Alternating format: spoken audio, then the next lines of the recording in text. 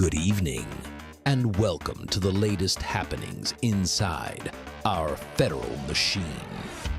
It's Tuesday, December 2nd, 2025. This is Spathon with another episode of The Swamp. President Trump hosted a multiple hours-long cabinet meeting today, complete with the mainstream media in full attendance, which will be the main subject of tonight's episode, given the number of agenda items up for discussion, and we'll be hearing from all the top officials in the Trump administration. The alleged National Guard shooter, Rahmanullah Lakanwal, pled not guilty from his hospital bed today. And the Afghan National who threatened to build a bomb and detonate it in the state of Texas has been federally indicted for threatening to build a bomb, conduct a suicide mission, and kill Americans. According to FBI Director Kash Patel, mass killings are now at the lowest level they've been since 2006, nearly 20 years ago. Another illegal immigrant CDL truck driver ended the lives of Americans, and this illegal driver is responsible for killing 2 newlyweds in the state of Oregon. Honduras. They held a national election on November 30th where they saw an overwhelming amount of voter turnout, yet for some reason the counting stopped at midnight that night, despite only 47% of the vote being tallied. And one of Obama's appointed activist judges was called to testify at a Senate hearing that's to take place tomorrow, and it's being reported that Judge Boasberg will be refusing to show up. And a lot more happened today, so we're going to dive straight in. And if you enjoyed the video, please give the video a like if you get a second, and subscribe to the channel if you enjoyed the daily updates. And I might read your comment on the next episode if you decide to drop one. And every article you'll see in the video will be linked in the description below. And also, if there's any government department or office, official, agency, or any kind of government entity that you noticed I haven't been covering, just let me know in the comments and I'll add it to the list. And we're going to start with the president's cabinet meeting that was held today. Quite a few clips to get through because there's quite a few cabinet members with something to say. So we'll just start with a couple of clips right here from President Trump. Here we go. Respects to those 2 incredible people from the National Guard in West Virginia they came from. I spoke to their parents. Sarah is gone. She passed away. She's looking down on us now, and she loves her parents, and they loved her. They were, somebody said, how are they doing? I said, the word is devastated.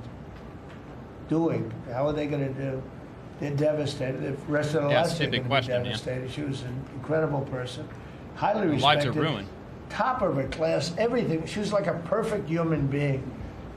20 years old, just started. She was like only 20. A baby. She was so proud. They were giving her a promotion, and she told the parents that she was getting a promotion, and they were so proud of her. Then they get a call that this happened.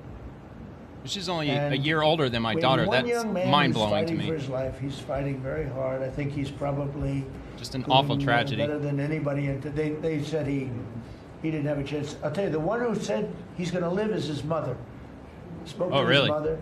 Sir, he's going to live. I spoke to her very soon after this horrible event took place with this scum that is able to come into our country. I spoke to his mother. Sir, he's going to be okay. I'm telling you. No doctor thought that. Nobody thought that. Wow. He was hitting bad places, and she was like so positive. It was incredible. You know what? That's awesome. President Trump reached out to them, and he didn't make a big spectacle about it on the news. He didn't go straight to the camera saying that he spoke to her extensively, gave his condolences, and we spoke about all kinds of things. I watch this stuff, or I follow government affairs all day, every day, and this is the first time that I'm hearing Trump even mention that he spoke to any family members of Andrew. So I find that just, very pleasant. And it's possibly right, Pam, right? Possibly right. Boy, it would be amazing. If he lives, it would be amazing. A miracle, actually. But we're very proud of those 2 people. We're very proud of the National Guard. We're very proud of our military and our police and our firemen and women. All right, so we have that one wrapped up, and we'll move to the second one.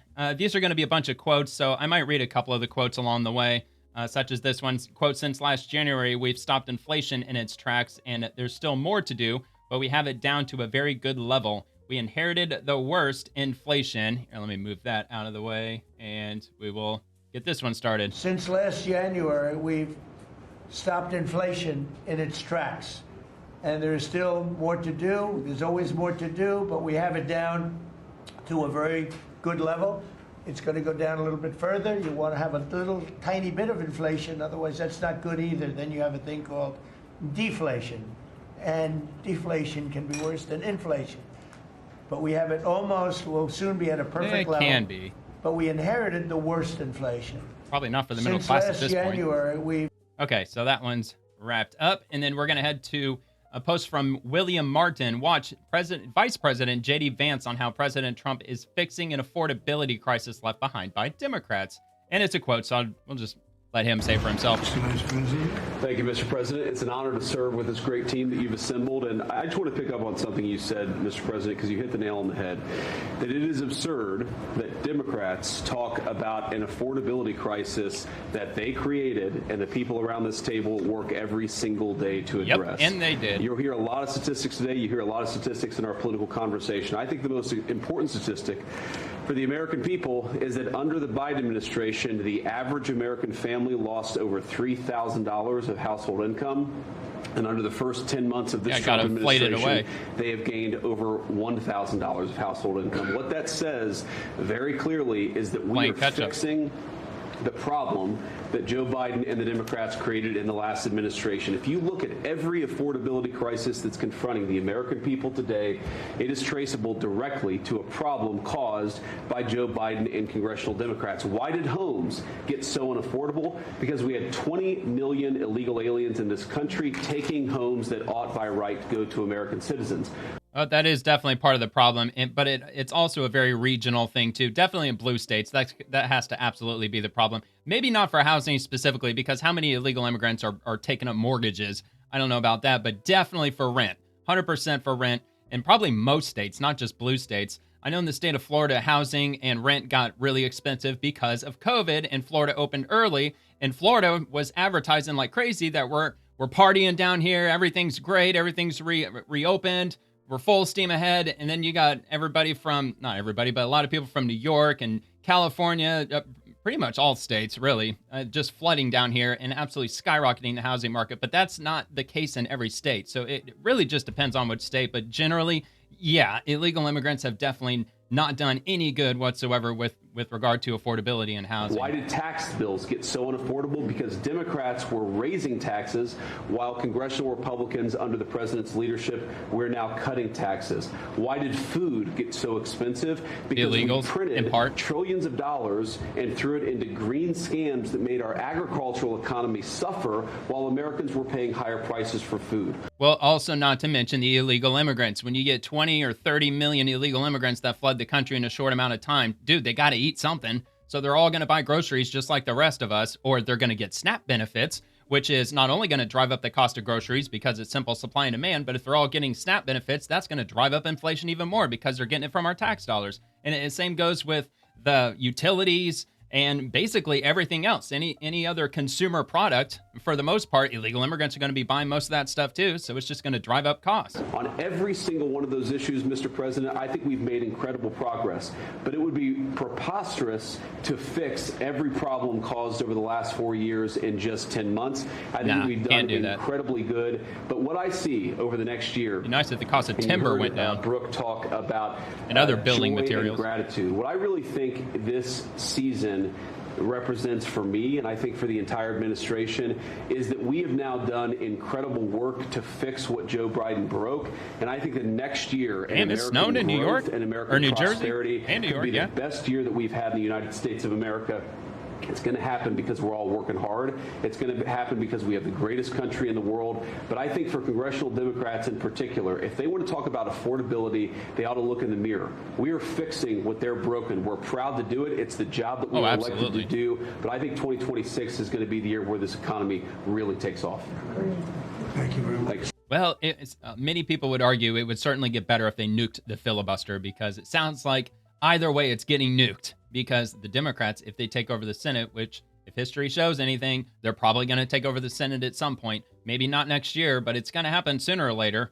And it would sure be nice because it's going to get nuked either way. The Democrats have been clear about that, I think, for years at this point. So it would be nice if they did get ahead of it, and that way they can use it to their insane advantage, because now they got control of the House as well. But anyway, so this is from Secretary Noem, and she is the Secretary of Homeland Security, Secretary Kristi Noem. So let's give this a watch. You told me to look into Minnesota and their fraud on visas and their programs.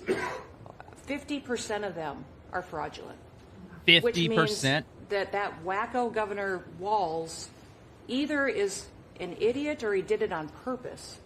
And I think he's bold, sir. And you know what? Unlike Democrats, whenever they're in charge, Republicans, at least under the Trump administration, they typically bring the data, the facts, the statistics, which I'm sure look, they're having the cabinet meeting. So they're just speaking right now. They're holding a conversation right now. So they're not going to start bringing out poster boards of data and statistics. But I'm sure that it's not going to take a lot of digging to find the data and statistics that Kristi Noem would be referencing if she had the data right in front of her. He 50% people in there illegally that never should have been in this country, said they were somebody that they're not. They said they were married to somebody who was their brother or somebody else. Fraudulent yeah, take a wild guess who. Signed up for government programs, took hundreds of billions of dollars from the taxpayers, and we're going to remove them and we're going to get our money back.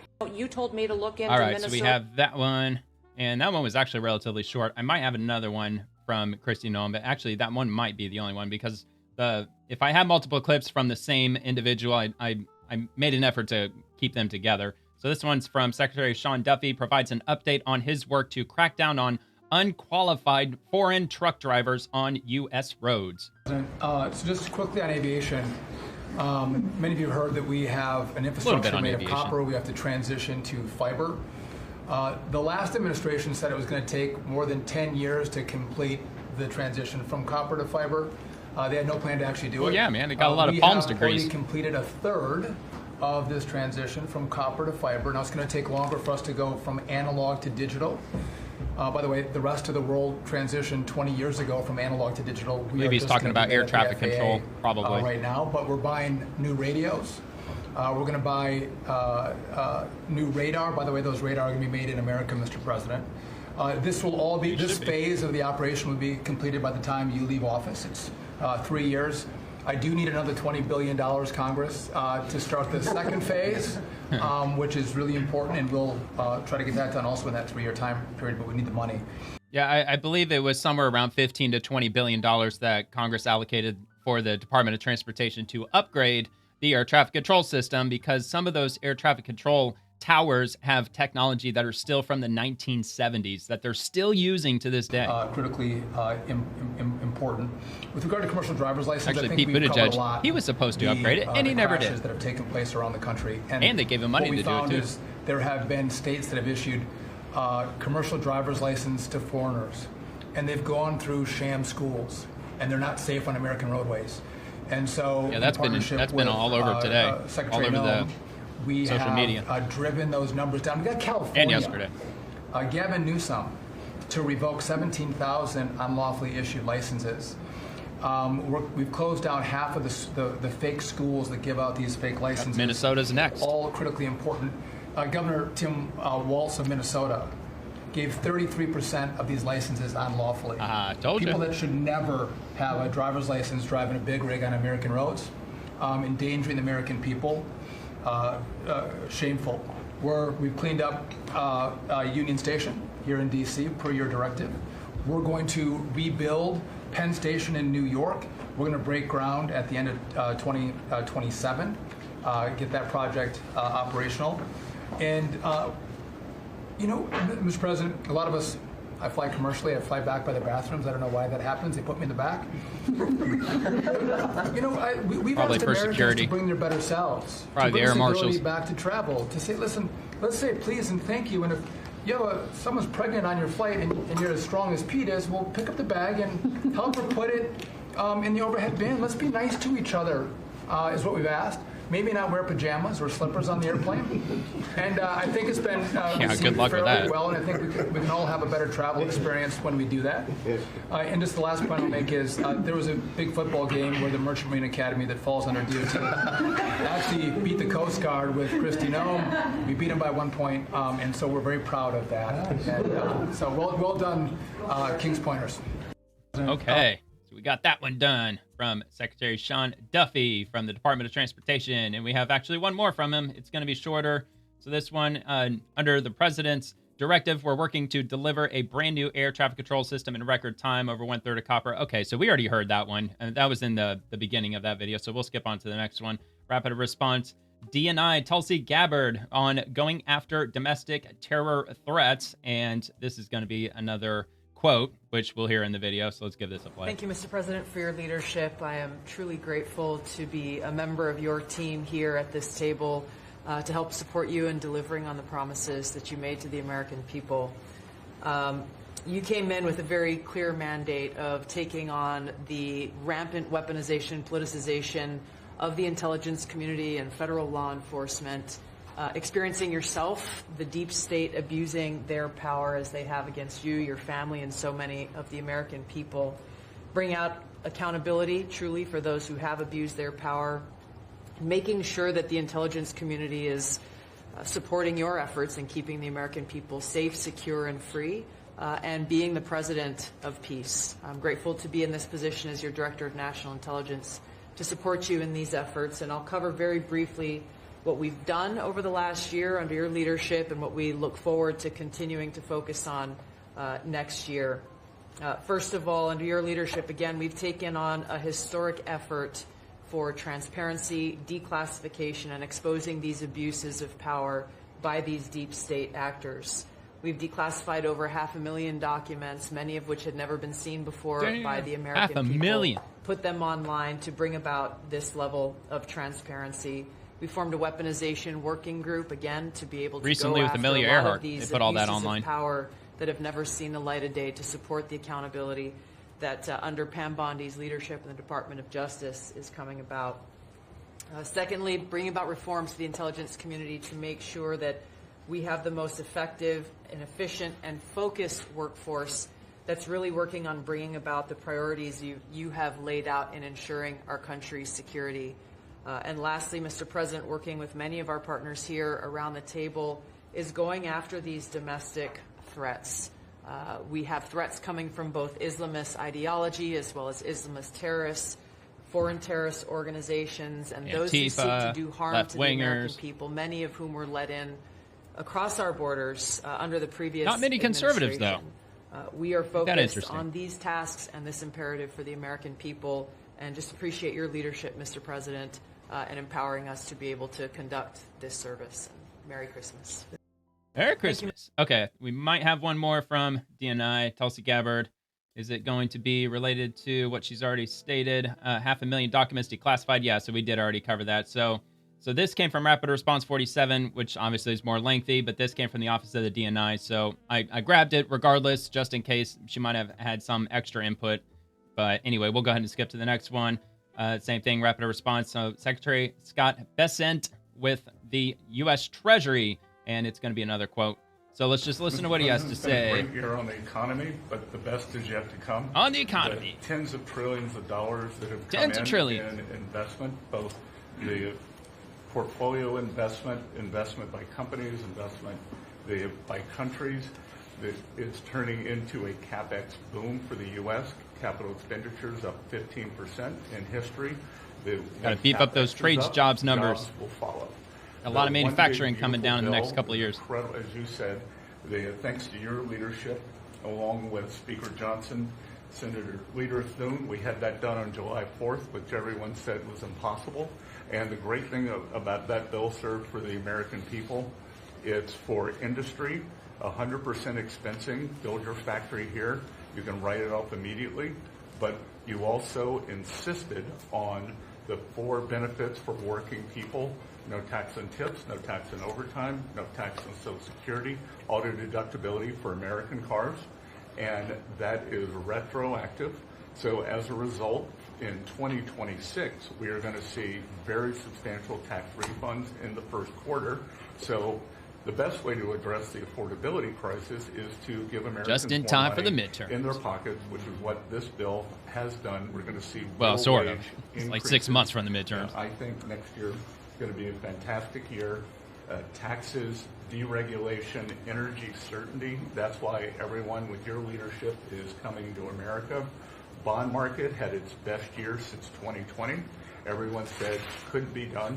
So we're going to have growth. We've had Isn't that wild that 2020 was an excellent year for the bond market? We're going to go back to that. So not only are we going to have great growth, but it's going to be low inflationary growth.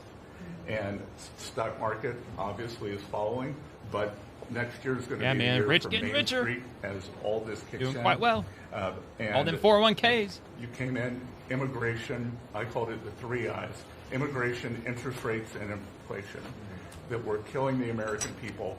Close the border, the promise kept. Interest rates are down, and 10-year bond, again, best year since 2020, and inflation led by energy prices is going to roll next year. I think it's going to be a fantastic year. That we can look back, be very proud of this year, but I think 2026 is going to be great for the American people. Thanks to you. Well, I know that they're talking about opening up more power facilities, reopening power facilities, and updating coal power plants. They've already invested millions of tax dollars into it. They're also talking about restarting 3 Mile Island. So hopefully, because they're already building out the AI infrastructure right now, I'm pretty sure they already broke ground all over the place with AI, and they're building all that out. So hopefully they're keeping up with the pace of that with our energy sector. I know they're moving a lot of money into energy, and they're breaking ground also with rare earth minerals, not really exactly related to energy directly. Like in a roundabout way, it kind of does. But yeah, definitely with oil, natural gas, probably fracking is probably going to be going up. Definitely this nuclear power, small modular nuclear reactors are going to be rolling out in a few years. So it's all good news. I just hope that they don't ramp up AI too quickly, too soon, because that will drive up energy prices probably, because they're still going to be tapping into the grid, at least in the short term. Okay, libs of TikTok breaking Trump administration to cut off SNAP funding to states who refuse to provide data on SNAP benefits. That's huge news. What was it, 21 or 20? No, 22 states, if I'm not mistaken, are refusing to provide their data as to who they're giving SNAP benefits to, because they're probably giving them to illegal immigrants, and they don't want the American people to find out how much money and how many people are getting SNAP benefits. So now the federal government's threatening to withhold the funding. Does that mean that they're going to instantly be cut off? Not necessarily. If the state has enough funds, which I'm sure most blue states probably don't, they're going to have to move a lot of money around to make that possible. But if they're not getting federal funding, they're going to have to fund their SNAP benefits from within the state. And since they're, I would assume, maybe the majority of those 22 states are probably sanctuary states, they should have been doing that all along. So anyway, the only reason Democrat states don't want to hand over data is because they know there's major fraud and illegals who are receiving SNAP. Expose them. In February of this year, we asked for all the states for the Secretary first Rollins, time to turn over their data to Secretary the of federal government, Agriculture. to let the USDA partner with them to root out this fraud, to make sure that those who really need food stamps are getting them, but also to ensure that the American taxpayer is protected. 21 states said yes, not surprised. 29 states said yes, not surprisingly, the red states, and that's where all of that data, that fraud comes from. But 21 states, including California, New York, and Minnesota, the blue states, continue to say no. So I believe DC as of also next won't. week, we have begun and will begin to stop moving federal funds into those states until they comply, and they Amen. tell us and Great allow us idea. to partner with them to root out this fraud and to protect the American taxpayer. As Joe Biden was working to buy an Absolutely. election a year ago, he increased food stamp program funding by 40%. So now as we Yeah, continue gee, I wonder to who that roll went to. back. Yep, I In think they February- should absolutely do that. The American people, more specifically the American taxpayers, they deserve to know where their tax money is going. And that's probably federal law, that we should have the ability to look at exactly where our tax money is going. And if they're handing our federal tax dollars to illegal immigrants, we have a right to know. Okay, so the Secretary Lori Chavez de Raymer, she is the Secretary of Labor. And it goes, I'm not sure if this is a quote, so I'll just read it. So under your leadership, Mr. President, over 2 million jobs that have been created since you've started have been native-born workers, and that is the difference. Under the Biden administration, it was mostly foreign-born or federal jobs. Sounds like a quote. Well, thank you, here we Mr. go. President. Thank you for allowing me to be at this table. When She's I kind of got came a on long board, one. I knew really none She's of got a you, lot of stuff to cover. In this last year, and it's been a year, Mr. President, since I've had the pleasure to serve this country on the workforce. Everybody said the Department of Labor would be quiet, fly under the radar. You won't have to do too much. Maybe under Democrats. Absolutely not, because you made the American people realize the American dream definitely not under is Trump. real for the American workforce.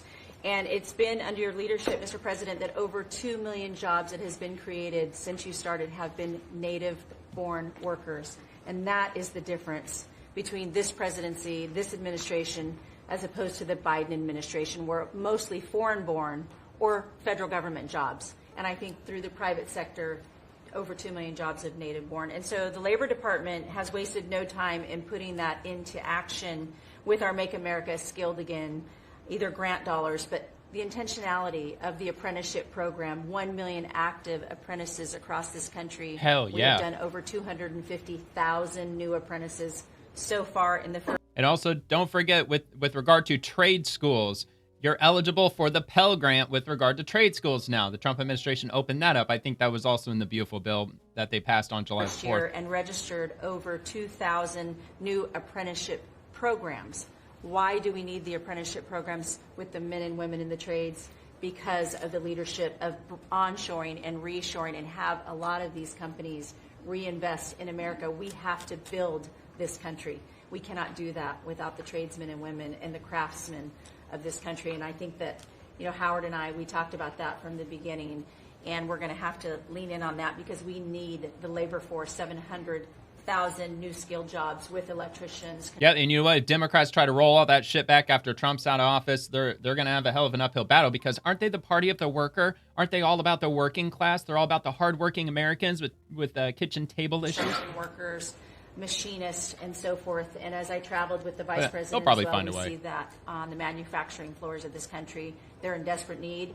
The Department of Labor are going to get the workforce skilled again. Working with Secretary McMahon as we move a lot of the education out to our respective states, we are now working together, and we have deployed $86 million in investments, and a lot of that is in AI infrastructure jobs to have our new workforce proficient and literate in AI if we're going to continue to lead the AI race, and we're working on that. And the Department of Labor is now creating and will soon launch the AI infrastructure and workforce hub, which we will be able to track that metrics to see exactly if these dollars are going correctly. Integrating education hopefully that's and publicly workforce, available, especially with potential job Administrator openings. Loeffler and I are on the road a lot together because we're talking about Main Street as well as a lot of the manufacturing jobs, and how we're being an ally to our businesses as opposed to an adversary. For far too long under the Biden administration, we were adversaries to our business owners, and we want to give them a leg up always and make sure that we're paying attention. And we want our workforce to be educated. We do not need the numbers that we have seen across this country where our 4th through 8th graders cannot read, write, or do any math, and they are our future workforce. We have to depend on the American worker first. Also, lowering healthcare costs in line with the executive order. I'm working with Treasury and HHS, and rulemaking is underway to expand healthcare transparency and make pricing more affordable for our employers who offer these to their employees. Promoting retirement security. The department rescinded the Biden administration's guidance that restricted the use of crypto in retirement investments, and we're seeing more and more of that. Where we also crypto ain't doing so hot these days. Statement that discouraged the fiduciaries from considering the alternative assets for 401ks, and that will also come through the Department of Labor, that rulemaking. Ending abuse of cheap foreign labor at the expense of the American worker. We launched over 200 investigations into companies who will have abused and or fraudulently against the American worker. So Project Firewall was released. Thank you, Mr. President. We want the trained workforce, but we will root out the fraud and abuse, and we'll protect the American worker first.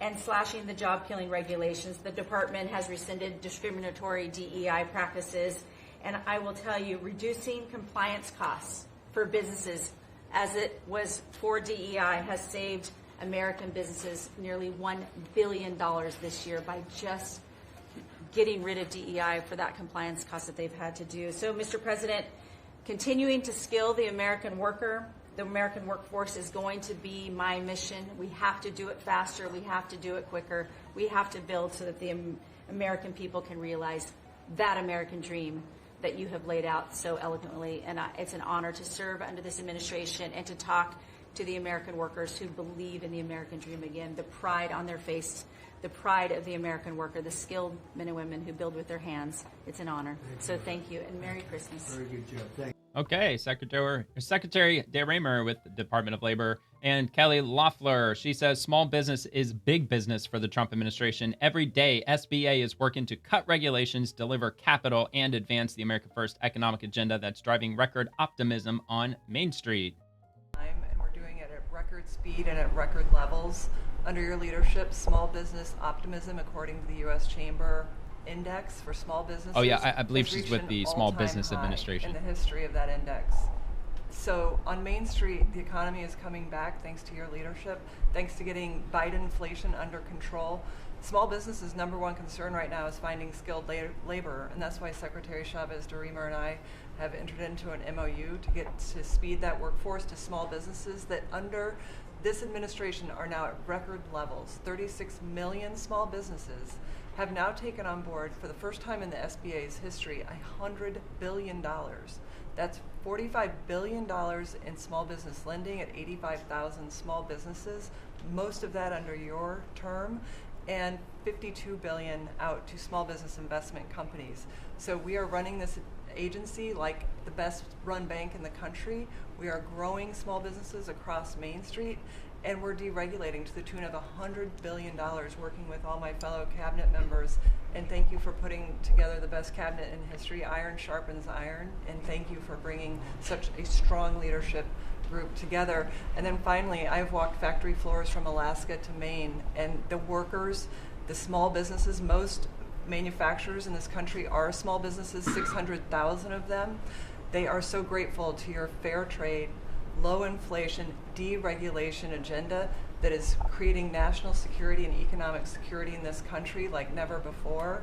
And so I want to also finally thank you for bringing faith back to the White House, to this administration. I want to thank Brooke for hosting the Cabinet Bible Study and invite everyone tomorrow to Bible study and making this country something that we can be so proud of under your leadership. And I am so blessed and honored to be part of this team. So thank you, Mr. President. Thank you very much. Good news from the Small Business Administration. Secretary Linda McMahon with the Department of Education. The greatest national emergency we could face is failing to educate our children. If we do not fix education with a hard reset, we will continue to fall behind the rest of the world and jeopardize every aspect of American greatness. We've really been incredibly hard at work making sure that we can return education to the states.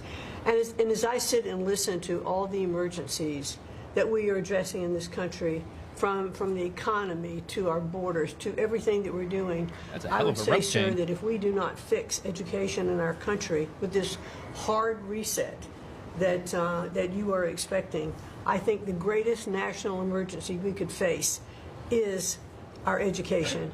Because if we are not going to educate our children, we're going to continue to fall behind the rest of the world. We've really been... Everybody getting TikTok brain and, yeah, fallen way behind. All right, U.S. Commerce Department, President Trump and Secretary Lutnick are resetting global trade at a historic pace and sending a clear message to the rest of the world. America will no longer be ripped off. Since the beginning of the year, the Department of Commerce has secured historic trade deals with the EU, Korea, and Japan. This is a win for our businesses, workers, supply chain, and economic future. We set out to stop the ripoff of the United States of America. This is about global change of trade. We've been ripped off since 1945 when we set this policy. So we set out, and together with my partners, Jameson Greer and Scott Bessett, we set out to change that. So we started, the first one was the UK deal, right? We asymmetric. They pay us 10%.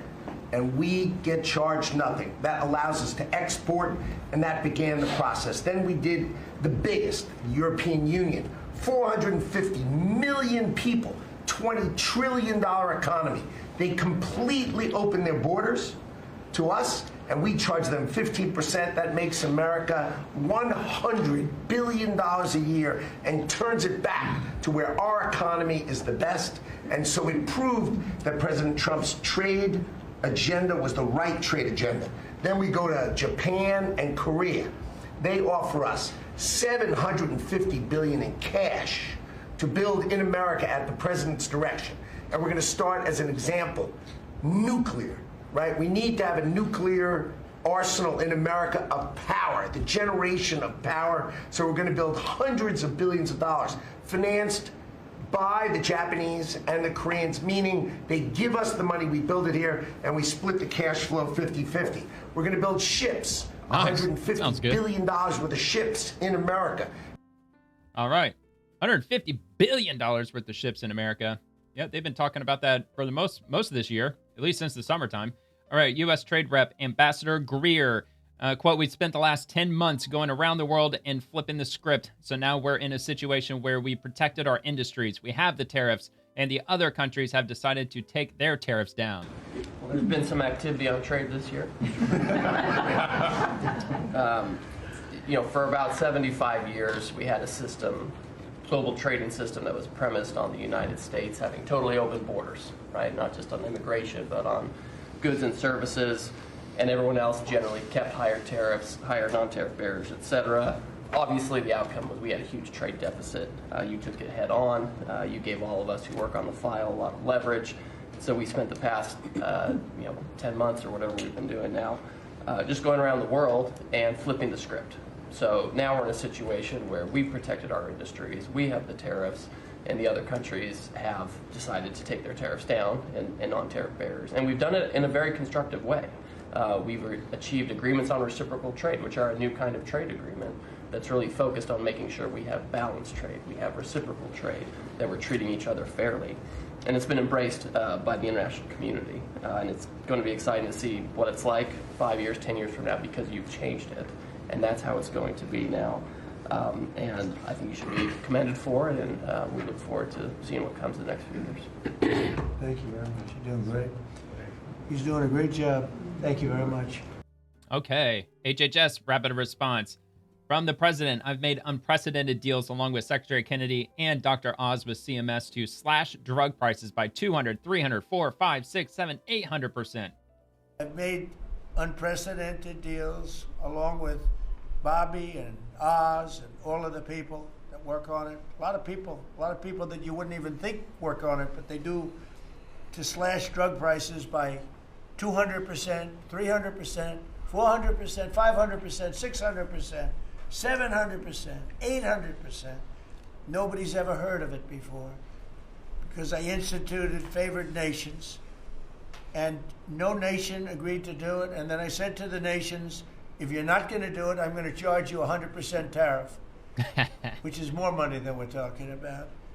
And they said, hey, "Sir, man, we'd it's love only to fair. do it. Please, we would be honored to do it." I mean, we should be charged the same amount for pharmaceuticals as anybody else. Okay, HHS rapid response again. Secretary Kennedy, a long quote, so we'll just hear him say it for himself. And let's give this a go. Thanks to your leadership, we were able to convene the largest insurance companies in this country and do something that every administration, every Congress has promised for the past 30 years. We actually got it done. We convened the insurance companies representing 280 million Americans and got them to agree, most of them by January of 2026, for 2 months from now, to remove prior authorization for most of their procedures, for all the procedures we want them removed from. And that means that American patients at the point of care will be able to get an answer immediately. If your doctor says you need knee surgery, you will know before you leave that doctor's office whether your insurance company will pay for it or not. Yeah, and that's awesome if that's actually going to end up happening. I mean, he says it's going to, so I'll take him at his word. Instead of waiting weeks and weeks to get a freaking letter in the mail from your insurance company or whichever method they decide to go with. Okay, so Americans, okay, so it's another long quote. Same thing for Secretary Kennedy. Let's hear what he has to say here. Americans owned their healthcare records, yet they were not able to access them. And if you lived in New Jersey and you moved to Oregon and you got injured, you went to a hospital, you would have to spend maybe 45 minutes filling out forms on a clipboard because your doctors there could not get your healthcare records. They couldn't get your blood type, your allergies, all the things that they ought to know immediately so they can save your life. Now that has all changed, and all these companies now have agreed to remove all the blocks on sharing healthcare records. Every American will have their healthcare records available on their cell phones. And it's already happening. In the last 6 months, there have been over 100 times the number of healthcare records shared by hospitals than during the entire previous administration. Americans... Yeah, that's definitely good news, too. I mean, if you're seen in the hospital, you go to see your doctor, it would be nice to at least have your own set of your own records. That way that you can, take it wherever it is that you need to go, because I'm sure it depends on the state, but I believe that most states, or maybe it's even on the federal level, like there's a limit. It's 10 years or 12 years or something like that. Like, they only have to keep your records in storage for only a certain amount of time. So, a lot of people, they have a surgery and then 10, 15 years goes by, and then turns out they have something else that's like maybe they have to get the same surgery all over again. So it'd be nice to have those records from the first surgery, but they're not there anymore because there's only a certain, I don't know, whatever they call it, statute of limitations or something like that. All right. But anyway, so from Dan Scavino, a cabinet meeting is taking place right now. We're at 2 hours and 15 minutes and still going. You can watch live via White House or at X or at the X handle below, or watch the replay anytime. Undoubtedly the most transparent administration in U.S. history. So it's just a clip of what's underway. Mainstream media in attendance again, just like they were in the last one, probably actually the last few of them. President Trump invited them in. That was so kind of him to invite the fake news media. Although I don't know how many of them are actually fake news media. Probably still a lot of them. That wouldn't surprise me at all. I mean, isn't it like the White House press corps? It's probably the same folks that are in there. Okay, Rapid Response 47. Looks like we got another one, or we have this one from Secretary Burgum, who is the Secretary of the Interior. Another quote. You know how it goes. Play it out. Well, Mr. President, you've assembled an incredibly talented group here. If you took a look at this group compared to any Fortune 500 leadership team, any group of startup folks, I mean, this is an amazing group, and the breadth of what's being accomplished. And the timing couldn't be better, because with your leadership and vision, you've set us up for this age of abundance as we head into next year, the 250th anniversary of this country. And what are we heading into that year? As we've talked around the table, you've heard about massively lower taxes, massively lower regulation, abundant energy, record capital investment coming in, job growth. I mean, we are set up to really have something to celebrate next year. And I just, again, want to say thank you to everybody around the table. You gave us one big assignment in Interior. Of course, Interior, the largest balance sheet in the world. In the Department of Interior, if it was a standalone company, 500 million acres of surface, 700 million acres of subsurface, that's a lot over of land. 3 billion of offshore from Guam to the Virgin Islands. And you said, we got to take care of that balance sheet. We got to develop those resources. And what have we done across that? Producing record amounts of oil, record amounts of gas. And again, we set out with a goal, energy diplomacy, sell energy to our friends and allies.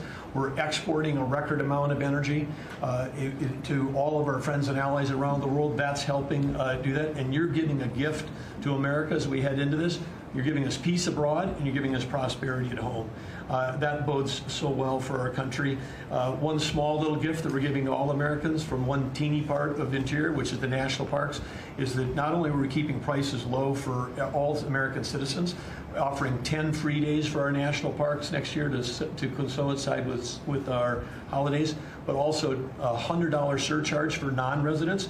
That is going to raise hundreds of millions of dollars for helping restore and preserve all of our best parks. So as we close out, then I want to also say a big celebration going on here in Washington, D.C. We've been thrilled to be part of the National Park Service, the U.S. Park Police, part of this great effort across a number of us on making D.C. safe and beautiful. This will be the safest and most beautiful capital in the world.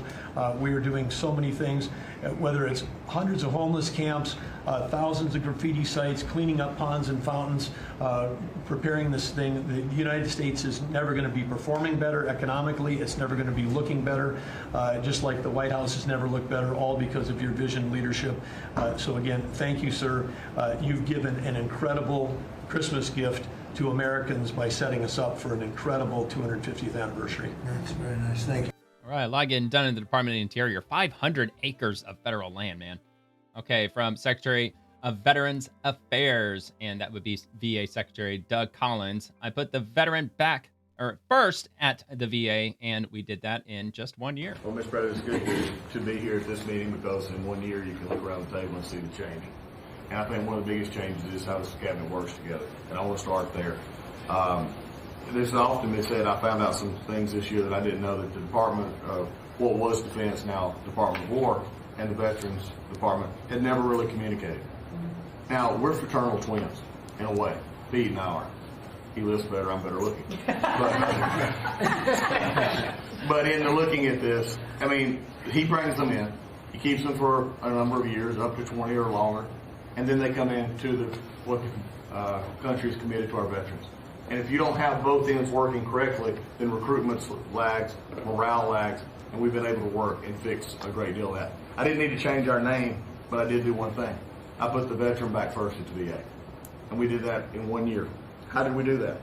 We started taking things that have been neglected for a long time and put them back. We had a backlog in which we've dropped over 160,000. We're not talking year-to-year change at the VA. We're talking 5-6 years. We have to go back 5 to 6 year prior COVID numbers to see the change in backlogs that are now reduced.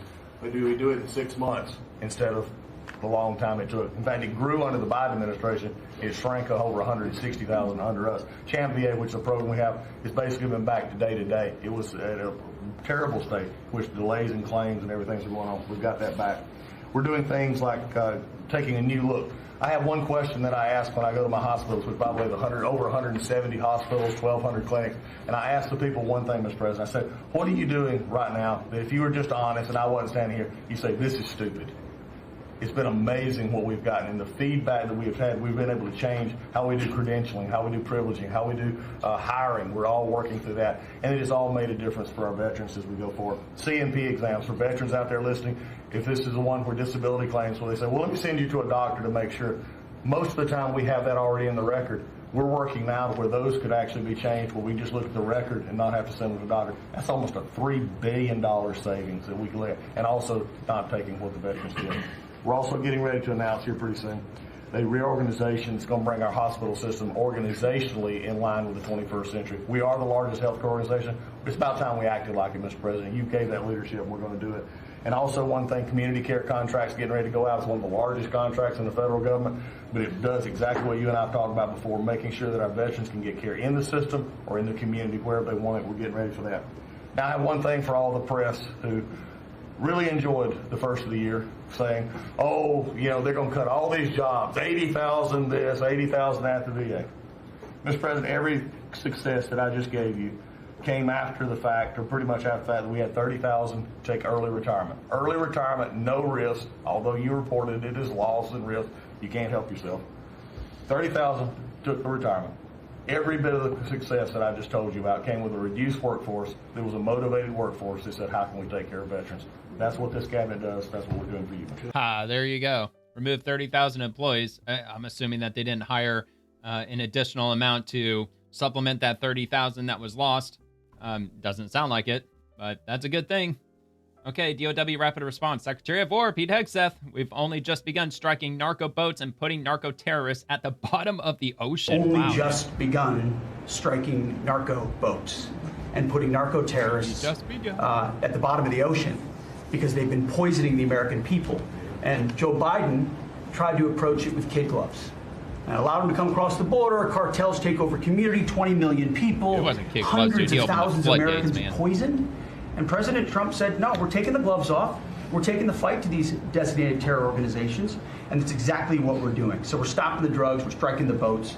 We're defeating narco terrorists, and we're standing mountains and mountains of drugs this year. Coming so in much. Through the sea by sea And are blowing it all down up. 91%. And I don't know who the 9% is. I'm not sure either, sir. But down 91% by sea. We've had a bit of a pause because it's hard to find boats to strike right now, which is the entire point. I was going to say, that's a good thing, has though. to matter, not You're trying to arrest and deter hand them. over and We then don't do want it to kill again, them. the rinse and repeat approach of previous We want administrations. to stop doing what they're doing. That's what we want to do. Just get them to stop doing what they're doing. Then we won't have to kill them anymore. Okay, Trump War Room. This is what making America safe again is all about. President Trump says drugs coming in through the sea are down 91%. I don't know where the other 9% is, so we already heard that clip. So anyways, next one, breaking 911. Watch Secretary Pete Hegseth wrecks the news media. You know what? I'll just let him say it for himself. Let's just hear what he says to the mainstream news. Survivors, to be clear, after that first strike. I did not personally see survivors, but I stand, because the thing was on fire. It was exploded and fire and smoke. You can't see anything. You got digital. This is called the fog of war. This is what you in the press don't understand. You sit in your air-conditioned offices or up on Capitol Hill and you nitpick and you plant fake stories in the Washington Post about kill everybody, phrases on anonymous sources not based in anything, not based in any truth at all. Only all the time. And then you want to throw out really irresponsible terms about American heroes, about the judgment that they made. I wrote a whole book on this topic because of what politicians and the press does to warfighters. President Trump. Yeah, and they're doing the same bullshit with immigrations and customs enforcement. Just about every single day, they're printing bullshit articles that have no basis in reality at all. And not only ICE, but also Homeland Security has to correct the record almost on a daily freaking basis because of what the mainstream fake news keeps saying. Okay, so we got this from Nick Sortor. Breaking, Rubio just went hard after mass migration into the U.S. Quote, no country is safe if you can just walk in without us knowing who you are. We've seen the destruction it's wreaking, not just in our own country, but in Europe and many other parts of the world. Facts, spit and fire. And I can go down the list. Why has he focused on mass migration? It's very simple, because no country is safe if you can just walk in without us knowing who you are into your country. We've seen the destruction that that's wreaking, not just in our own country, but the impact that it's having in Europe and in many other parts of the world. You talk about trade deals and the trade situation. Okay, well, you see, that's the reason why I try to avoid just reading the quotes, because we're just going to hear the same exact thing in the video, such as this one. So LMFO, Marco Rubio from Eric Daugherty posting this. I know I'm last, so I wanted to be fast, but there was a lot to cover. I do want to say this is the most wonderful and magical time of the year. By that, of course, I'm referring to the college football playoffs. And Okay. I just want to say this as a point of personal privilege. And I'm a Florida Gator, but if the University of Miami gets screwed out of the college football playoffs after going 10-2 and beating Notre Dame, the whole thing should be scrapped, and you're going to have to take over. Amen. Thank you. All right, I'm not too familiar. I'm assuming they beat Notre Dame, as he said, but I don't watch football, so. All right, so another one, Eric Daugherty. President Trump, 2 reporters holding out their microphones for hours of his cabinet meeting. So much, Mr. President, for taking over questions. I think this is the most transparent administration I ever seen. I'm impressed by these people. I'll tell you, how strong are you? You've been holding it for 2 hours. What do they call that, the boom mic or something? Physically, there are very few people who could do that. I'm very proud of you. Whoever the hell you are, I have no idea who you are, but you're strong. Thank you, Mr. President. Mr. President, last week, militia groups in Iraq. So much, Mr. President. All right. Okay, I think that might have been the last one. Okay, yeah, so that's going to be the last one from the cabinet meeting. So, yeah, man, that went almost an hour. A lot that was said. Like the earlier post said, it went over 2.5 hours, probably went over the 3-hour mark.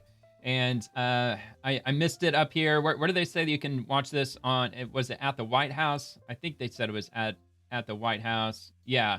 So if you go to the White House's profile, they should have the video in its entirety on here somewhere. So they post quite often. But it'll be here somewhere.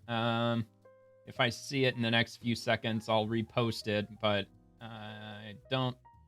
Let's see, 4 hours ago, so it's probably going to be further down. So it's probably at least going to be. Is this going to be it? No, that's Trump. He made an announcement earlier today with regard to depositing, or 25 million children are going to be receiving $1,000 after they're born each. And some individual, Dell, not familiar with him, to to be honest, but apparently he's donating billions, like $8 billion. Okay, so here it is. President Trump hosts a cabinet meeting December 2nd. Let me just take a quick peek and see how long this went. Downstairs with lots of pictures. Yeah, okay, so 2 hours and 20 minutes. At least that's how long that they have the video feed at the White House for. So I'll go ahead and repost that. There's a direct link to my profile in the description below, or you could just do what I just did. Just go to the White House, and you can find it right there. Okay, so we're going to move on to the next topic here. And this is going to be from Breaking 911. Alleged National Guard shooter Rahmanullah Lakanwal pleads not guilty to murder at his first court appearance, which happened to be from his hospital bed. I only heard it initially when the whole situation unfolded that he was shot 4 times. I'm assuming that's the amount of times that he was shot, but he's still alive, and he was alive enough to plead not guilty. So we'll see where that goes. Okay, from the White House, President Donald J. Trump's Truth Social, Mark Kelly and the group of unpatriotic politicians were wrong to do what they did, and they know it. I hope the people looking at them are not duped into thinking that it's okay to openly and freely get others to disobey the President of the United States, and he's responding to a post that the White House made, and they say, it's a seditious. President Trump has never issued a single illegal order. The Democrats know exactly what they're doing, and they're doing it anyway. So our laws are clear. Mark Kelly, you can refuse illegal orders. You can refuse illegal orders. You must refuse illegal orders.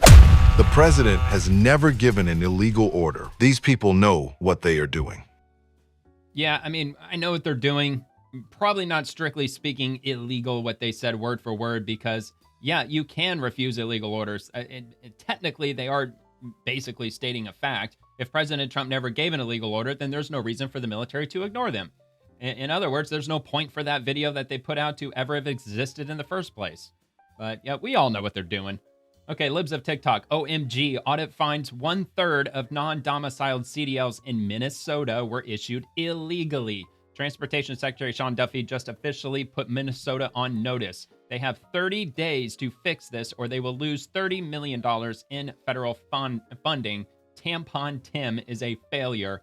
Look, at the end of the day, I don't know how much $30 million really means to the state of Minnesota, as woke as Tim Walz really is, and the state in general for that matter. I mean, it's been a blue state forever. I'm not so sure if they're really going to reverse what they're doing over $30 million. I think they have to take it a step further and maybe revoke every CDL that's issued in the state of Minnesota. I think that's what they were threatening with California before California got its shit together and revoked those licenses from, I believe it was 17,000 people. Okay, so this is from the U.S. Department of Transportation, Federal Motor Carrier Safety Administration, to the Honorable Tim Walz. And they also have Bob Jackson, Commissioner, Minnesota Department of Public Safety, Driver and Vehicle Services. So dear Governor Walz and Commissioner Jacobson, the U.S. Department of Transportation's Federal Motor Carrier Safety Administration, or FMCSA, or agency, is required by statute to ensure that all states comply with the Commercial Driver's License, CDL, regulations. In September 2025, FMCSA initiated an annual program review, APR, of the Minnesota Department of Public Safety's Driver and Vehicle Services, DVS, man, all these acronyms, CDL program in accordance with 49 USC 31311 and 49 CFR 384.307. Under the 2025 APR, FMCSA obtained evidence of policy and procedural errors in Minnesota's issuance of non-domiciled commercial learners permits and CDLs, that is, CLPs and CDLs issued to drivers who are not domiciled within Minnesota. In this regard, FMCSA found that DVS issued non-domiciled CDLs that extend beyond the expiration of drivers' lawful presence in the United States, issued non-domiciled CDLs to citizens of Mexico not present in the United States under the DACA program, issued non-domiciled CDLs to lawful permanent residents who should have been issued regular CDLs, and issued non-domiciled CDLs without providing evidence that it verified the driver's lawful presence in the United States. Therefore, in accordance with 49 CFR Section 384.307B, this letter constitutes FMCSA's preliminary determination that Minnesota has failed to meet the requirement for substantial compliance with the standards for issuing non-domiciled CLPs and CDLs. Minnesota must take immediate corrective action as set forth in Section 4 below to address the deficiencies identified in this letter. The state's failure to do so may result in FMCSA initiating the withholding of certain federal aid highway funds and decertifying the state's CDL program. So that is on the table. They might decertify the state's entire CDL program. That would probably light a fire under their asses. That would be my assumption. Probably quite a bit more than simply $30 million. But I get it. $30 million, that's step one. Again, similar to what they did in California. Which, what was it in California? It was like, was it 60 million or 65 million? Something like that they threatened to withhold. Actually, it might have been even more than that. Okay, so this is from the FBI 9 hours ago. News alert from FBI Dallas. Afghan citizen federally charged for posting threats to build a bomb and kill Americans. Mohammed Dawood Alokoze, 30, a citizen of Afghanistan residing in Fort Worth, Texas, has been federally charged for threatening to build a bomb, conduct a suicide attack, and kill Americans and others in a video shared on TikTok, X, and Facebook. The FBI's Joint Terrorism Task Force, or JTTF, took Alokoze into custody before he was able to act on his threat. Learn more about the investigation here. And let's see. So this arrest demonstrates that the FBI remains steadfast in our mission to defend the homeland and protect the American people. Thanks to public reports of a threatening online video, the FBI's Joint Terrorism Task Force apprehended this individual before he could commit an act of violence. We continue to ask that if you see something, say something. From the FBI Dallas Special Agent in Charge, R. Joseph Rothrock. And from FBI Most Wanted, the FBI is offering a reward of up to $50,000 for information leading to the arrest and or conviction of Nazir Hamid. He is wanted by local law enforcement authorities in New Jersey for his alleged involvement in the murder of Saskikala Nara and her 6-year-old son, Anish Nara, inside an apartment in Maple Shade, New Jersey on the evening of March 23rd, 2017. And here's the wanted image. So assistance, Nazir Hamid, there's his images. First-degree murder, 2 counts. Third-degree possession of a weapon for an unlawful purpose, 2 counts. And fourth-degree unlawful possession of a weapon. So if you know this dude and you know where he is, you can get your hands on $50,000 if you just simply call the FBI. That's all you got to do. Just report him. And cash could be yours if they can find him and arrest him. Okay, Homeland Security. It is a privilege, not a right, to come to the United States. President Trump and Secretary Noem are putting the American people first, not the foreign invaders that have violated our generosity. It is a privilege, not a right, to come to the United States. And what we should be having in this country, what President Trump and Secretary Noem and the Trump administration demand, is that if you come to this country, you contribute. You don't defraud the system. You don't use our social safety net as a hammock. You don't harm or kill Americans or otherwise commit any crimes against them. It should be a net positive for the American people, for those from other countries to come to this country. And so what Secretary Noem is doing when she's recommending these countries of concern is that she's looking at the data. She's following the analysis. Who are individuals from certain countries that are defrauding the American system, that are bringing crime and criminals to this country? Where this is a whole of government approach. Secretary Bessent has been fully involved, the State Department, and of course Secretary Noem. We are making sure we are putting the American people first when it not only comes to jobs, but of course safety. That is the #1 job of a president, and President Trump is doing a phenomenal job, especially in the wake of this terrorist attack that happened just a week ago. All right, doing a phenomenal job. And moving to Senator Mark Kelly, Democrat Mark Kelly. If anybody needs to answer questions under oath right now, it's Pete Hegseth. So we'll hear this Trump video. and Hegseth, they care more about publicity than they do about the rule of law. That's how I ended up finding out via a tweet that the Secretary of Defense was ordering an investigation into me. It's behind on the times. It's a post now. The same Secretary of Defense who has, from the moment he was nominated, has been historically unqualified for this position. Well, give us an example. Or not. The same Secretary of Defense who is reported to have ordered a second strike to kill shipwreck survivors in the Caribbean. You already corrected if that there is during anyone the who cabinet needs meeting. to answer questions in public and under oath, it is Pete Hegseth. Trump and Hegseth, they... All right, well, maybe you'll have your day. Maybe not. I guess we'll just have to wait and see. Okay, so FBI Director Kash Patel. Mass killings in the U.S. at lowest levels since 2006, almost a 20-year low. Leadership matters.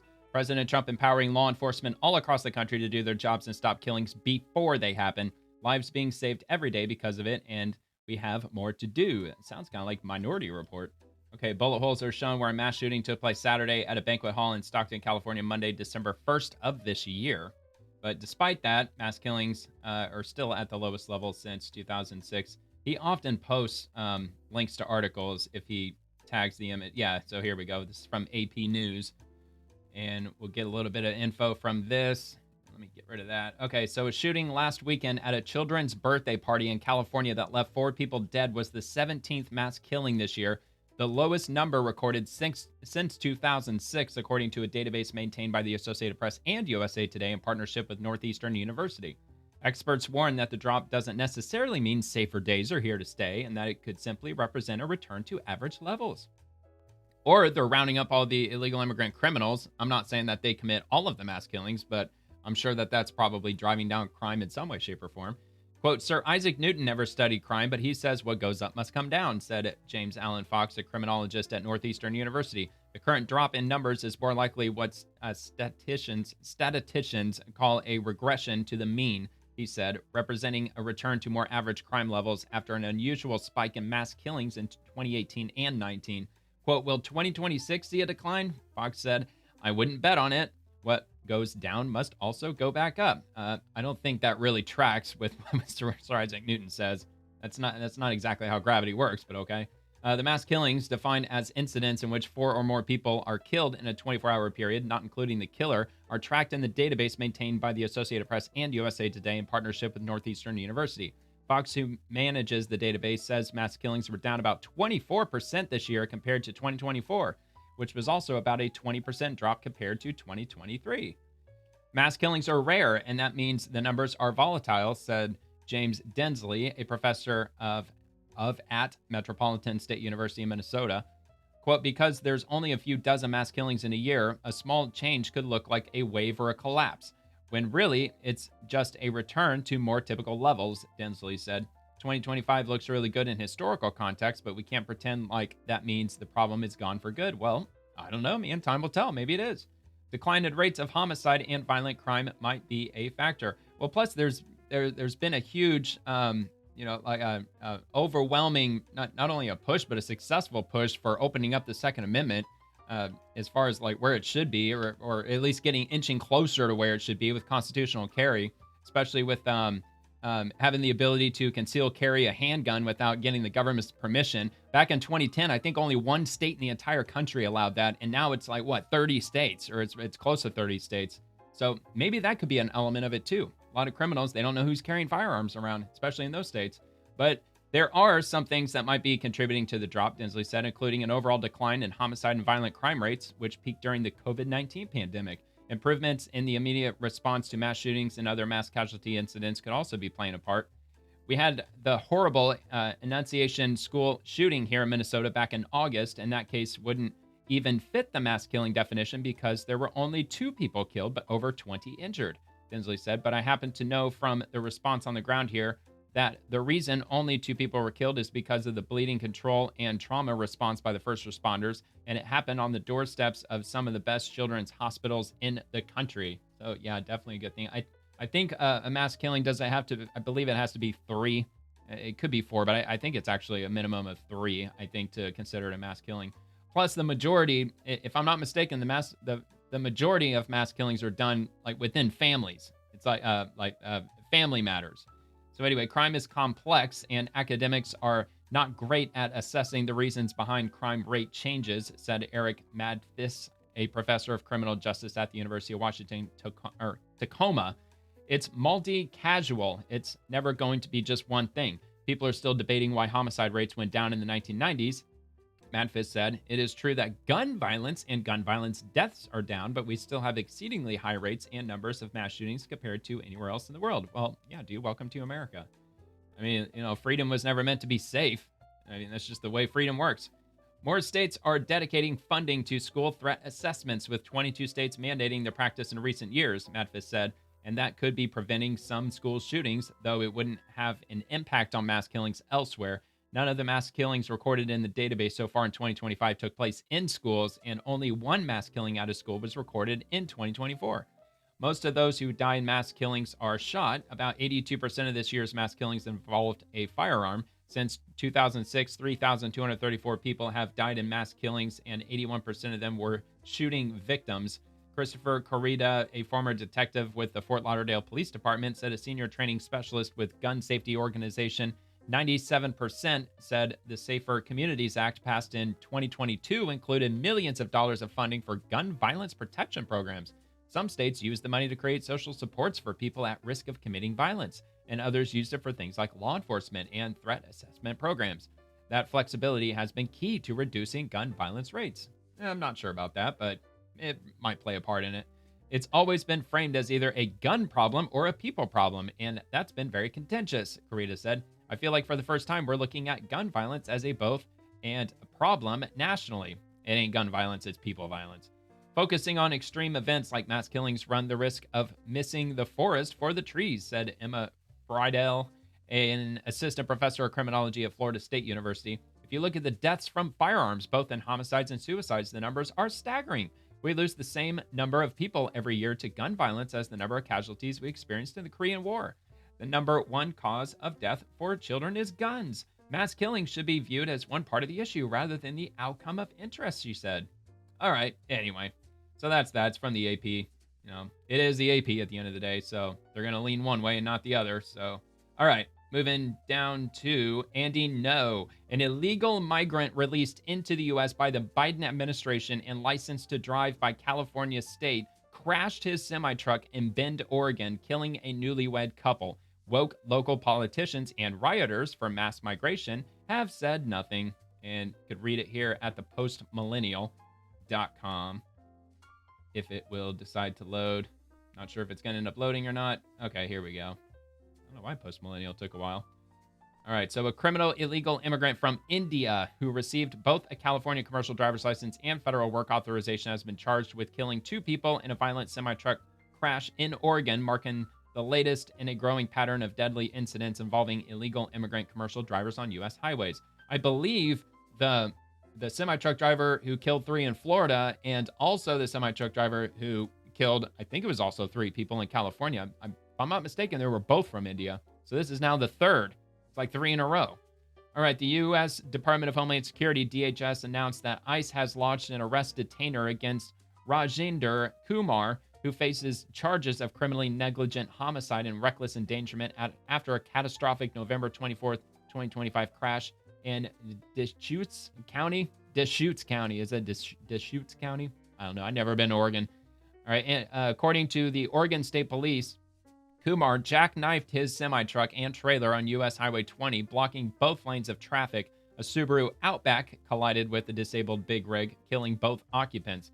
47-year-old William McCaw Carter and 46-year-old Jennifer Lynn Lower at the scene. The couple had just recently been married. Kumar had entered the U.S. illegally near Lukeville, Arizona in November of 2022 and was released into the country by the Biden administration. In 2023, he obtained a commercial driver's license from the state of California under Governor Gavin Newsom and separately received federal work authorization, allowing him to drive a semi-truck despite lacking lawful immigration status. Assistant Secretary Tricia McLaughlin condemned the circumstances that made the deadly crash possible. Rajinder Kumar, a criminal illegal alien from India, was released into our country under the Biden administration and issued a commercial driver's license by Gavin Newsom's Department of Motor Vehicles. How many more senseless tragedies must take place before sanctuary politicians stop allowing illegal aliens to dangerously operate semi-trucks on America's roads? Kumar is currently detained in the Deschutes County Jail pending charges, and because Oregon is a sanctuary state, ICE says it will make all necessary efforts to take custody of him should local authorities release him. Yeah, they probably will. The Oregon crash is only the latest in a widening list of tragedies involving illegal immigrants who obtained CDLs and later caused catastrophic or deadly accidents.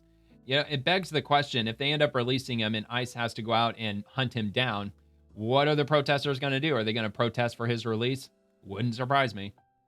Earlier this year, ICE lodged a detainer against Harjinder Singh, an illegal immigrant who crossed the border in 2018, obtained a California CDL despite failing English and road sign tests, and was charged with 3 counts of vehicular homicide after a horrific crash in Fort Pierce, Florida. And let's see, it looks like we might actually have a video. Harjinder Singh, the illegal alien truck driver accused of killing 3 people on a Florida highway, has landed in Florida after being extradited from California. He was issued a CDL despite his inability to understand English or read road signs. Okay, so it's not related to this article specifically, but this will all be linked in the description. So in another case, ICE arrested Partap Singh in California after he caused a multi-car pileup while driving an 18-wheeler, a collision that left a 5-year-old girl, Delilah Coleman, with life-altering injuries. And so they're unrelated to the individual that just killed 2 in Oregon. But anyway, in October, ICE issued a detainer for Jasonpreet Singh, a 21-year-old illegal immigrant who had been released under the Biden administration's Alternatives to Detention program and later killed 3 people in San Bernardino County, where he plowed his semi-truck into stop traffic while intoxicated. These cases highlight a pattern that has drawn growing national scrutiny. Illegal immigrants released into the country are then able to obtain commercial licenses and go on to operate heavy commercial vehicles without meeting federal English language, identity verification, or legal status requirements. California's licensing system has already faced federal penalties, including a $40 million freeze in highway safety funds for its failure to enforce federal CDL standards.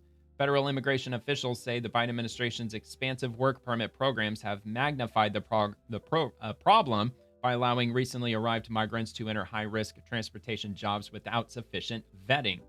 In another post, investigation reveals shocking scheme involving non-citizen truck drivers who don't speak English using phones and earpieces to cheat on DMV tests to obtain commercial driver's licenses. Really, I am interested in watching And this. now we have an exclusive look into a criminal investigation about just that. We've obtained documents about 5 people arrested in Jacksonville. We're showing only the face of the man already convicted. The charges? Felonies. Cheating to get their CDL, commercial driver's license to drive a truck. Do the men arrested speak English? On the arrest reports, take a look. All requested interpreters. Well. The arrests fall under the Bureau of Criminal Investigations and Intelligence from the Florida Highway Patrol. It's complex. This is a very elaborate case. It is. Sergeant Dylan Bryan with FHP says there is now an investigation statewide across Florida. Dozens and dozens of cases, he says. And the cheating scheme centered in Jacksonville. Put your phone down. All right. Stand up for me. You're watching now a body camera from the Jacksonville Sheriff's Office of an arrest made inside the DMV on Roosevelt. One man arrested, Vladislav Yurashik, found guilty of 2 felonies, sent to jail in April for 8 months. Brian calls him above entry level, but not the mastermind. So you're looking for the kingpin? Always. So how does FHP say this cheating scheme works? We were shocked to see the extent that they were going to. Brian calls it organized fraud. According to investigators, the men went in here, the DMV on Roosevelt, to take the CDL test to drive a truck. But they are rigged up with equipment to get their answers. And you see the actual apparatus that he's wearing. He has a chest harness that actually holds the phone. A red iPhone in the harness, and under a t-shirt, you see the hole right there? So he comes in this t-shirt with a hole cut in it. Yes. Now watch this. In a video we've obtained from the DMV, this man opening his shirt. Brian says it's kind of like FaceTime. The men sit in front of a computer and wiggle around. Their body language is abnormal. Until somebody outside in a parking lot can read the test questions on the screen in English and then tell them through this earpiece in their language. Employees at the DMV got suspicious. Most people don't start to disrobe when they take a DL test. They're unbuttoning their shirts. They are, indeed. So the 5 men arrested so far, that's just the tip of the iceberg?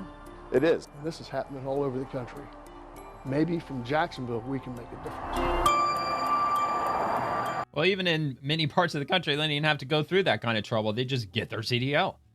Okay, so let's see. All right, so there's just a little bit left. So DHS officials say they are working to prevent additional tragedies. Quote, DHS law enforcement is protecting American communities every day from another senseless tragedy like this taking place in another town to another family, the department said. But with states like California continuing to license illegal immigrants to operate commercial trucks and with sanctuary policies limiting cooperation with federal authorities. DHS officials warn that fatal incidents like the Oregon crash may continue unless meaningful reforms are enacted. Okay, and heading to Homeland Security 5 hours ago. Want affordable housing? Help report illegal aliens in your area. So call 1-866-DHS-2-ICE if you happen to know of any illegal immigrants living in your area. Housing market map shows steepest price drops across the U.S. Rental market starts to see effects of Trump's immigration crackdown. How Trump is providing an unexpected boost to the housing market, and analysis: mass immigration pushes U.S. housing market to breaking point. Yep. Okay, RNC research. Connecticut Democrat Jim Hines angrily defends terrorists who were smuggling illegal narcotics into the country, killing Americans. Hines says there is no such thing as a narco-terrorist. Fancy that. There is no such thing as a narco-terrorist. There are very bad narcotics people, cartels, etc., but they're desperate to make this look like it's ISIS or Al-Qaeda, because that's the very thin line on which their illegal use of the United States military to take these people out resides. Wow, man, sounds like somebody missed their breakfast this morning. Okay, whatever, enough of that guy. So libs of TikTok breaking: another illegal who was released into our country by the Biden administration and got a CDL from Gavin Newsom has killed Americans. And of course, it was just what we covered earlier.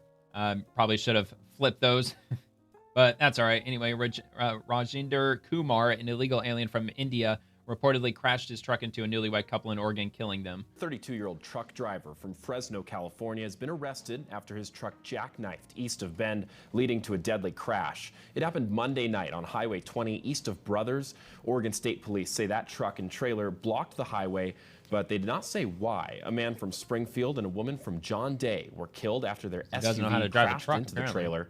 Investigators said dark conditions and a lack of active warning equipment contributed to the crash. OSP said the truck driver was arrested on suspicion of criminally negligent homicide and reckless endangering. Well, there you go. I mean, it tells you that it most likely was his fault. If they determined that, then yeah, it was his fault. Okay, U.S. Immigration and Customs Enforcement. Visit our Worst of the Worst webpage to learn more about each criminal alien and share their information with others. Check back daily to see the threats we've arrested in your community. So where is that link? I don't see the link. Is it just... All right, hold on. Nope, that's not it. Why don't they just share the link, man? They don't. It's not there, but anyway, it's at ice.gov/WOW. So... well, just do it the hard way. Okay, so worst of the worst. Ever wonder who ICE officers and agents are arresting in your community? Check out our latest high-profile and worst of the worst arrests to get a closer look at the criminal aliens we've recently taken into custody. Each of the illegal aliens you see here has been convicted or accused of heinous crimes that put the American public at risk, but they're currently in ICE custody or have already been removed from the United States. And I'm sure this is going to be probably a pretty extensive list. So we got all of them. And all right, so how many pages do we got? Let's go straight to the last page. See how many there are. All right, so moving on down. 22. So what do we got? So let me just go to a random page. So 22, and we've got 2, 4, 6, 8, 10, 12, 14, 16, 18, 20, 22, 24, 26. So 26. Math is not my strong suit, so I'm just gonna do this. 26. Nope. Times 22. Not that bad at math. Okay, so they got 572. Well, I think there was -1 on the last page, so roughly 571, maybe 570 names on this list. So I'm sure they're probably adding to it, and I doubt they're removing names off the last page unless they've, for whatever reason, they only have a maximum amount of space available on the website. But still, man, over 500 names on this list. So if you want to take a look at that, that'll be on ice.gov/WOW. Roll on to the next. From the New York Post, today's cover: New York State has released nearly 7,000 known illegal migrant criminals without notifying ICE since President Trump took office, the Post has learned.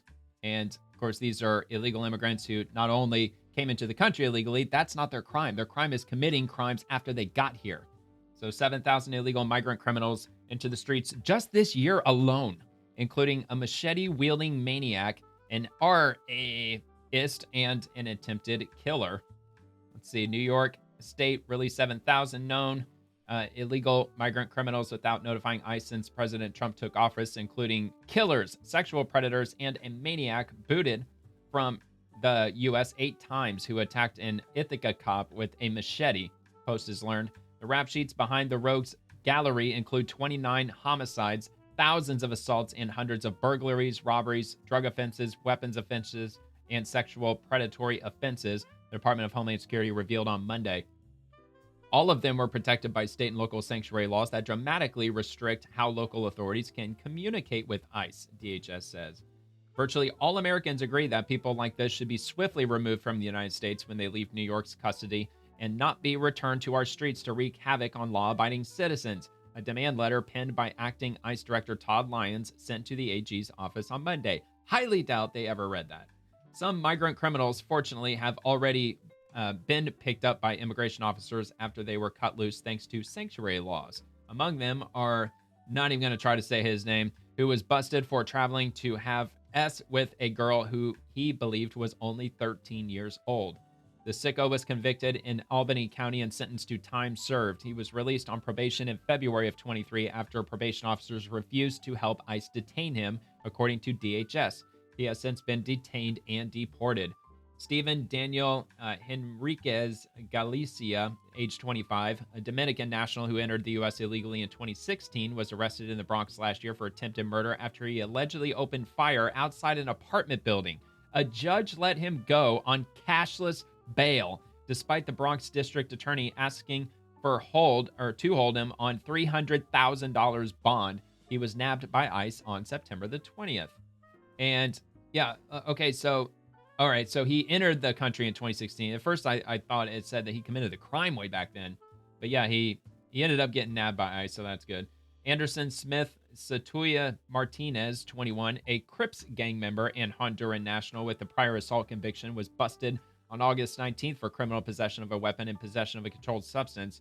Despite an ICE detainer lodged against him, he was also released on cashless bail. ICE picked him up on September the 11th in the Bronx. So almost a month later.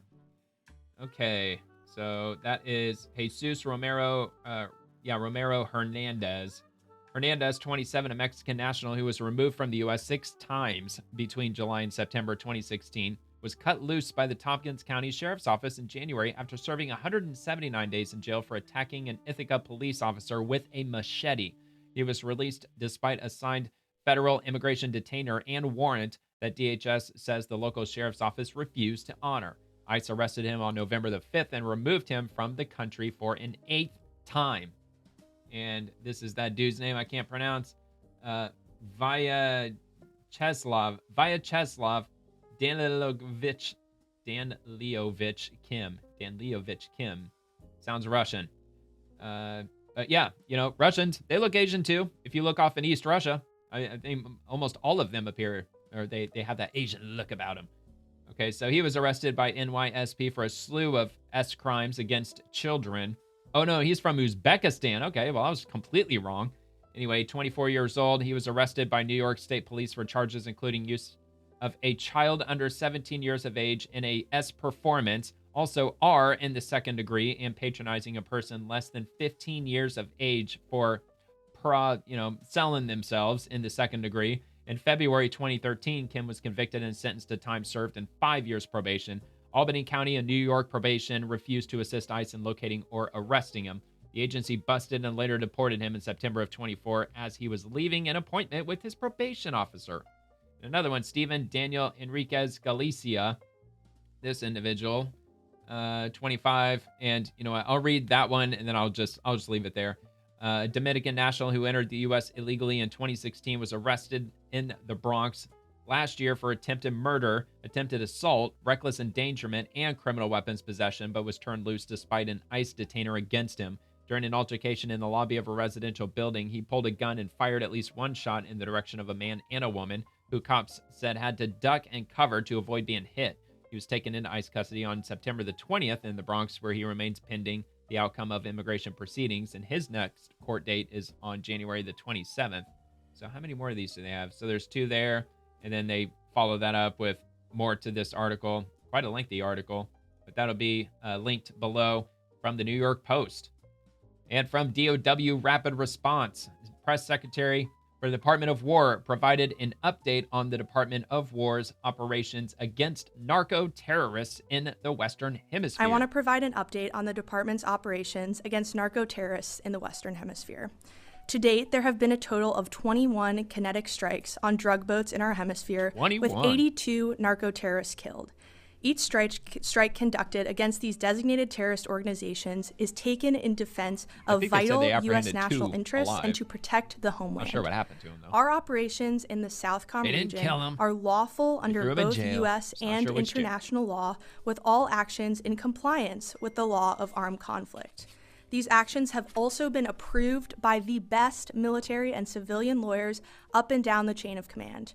A completely fake story in the Washington Post, now discredited by the New York Times, tried to mischaracterize these successful strikes in bad faith.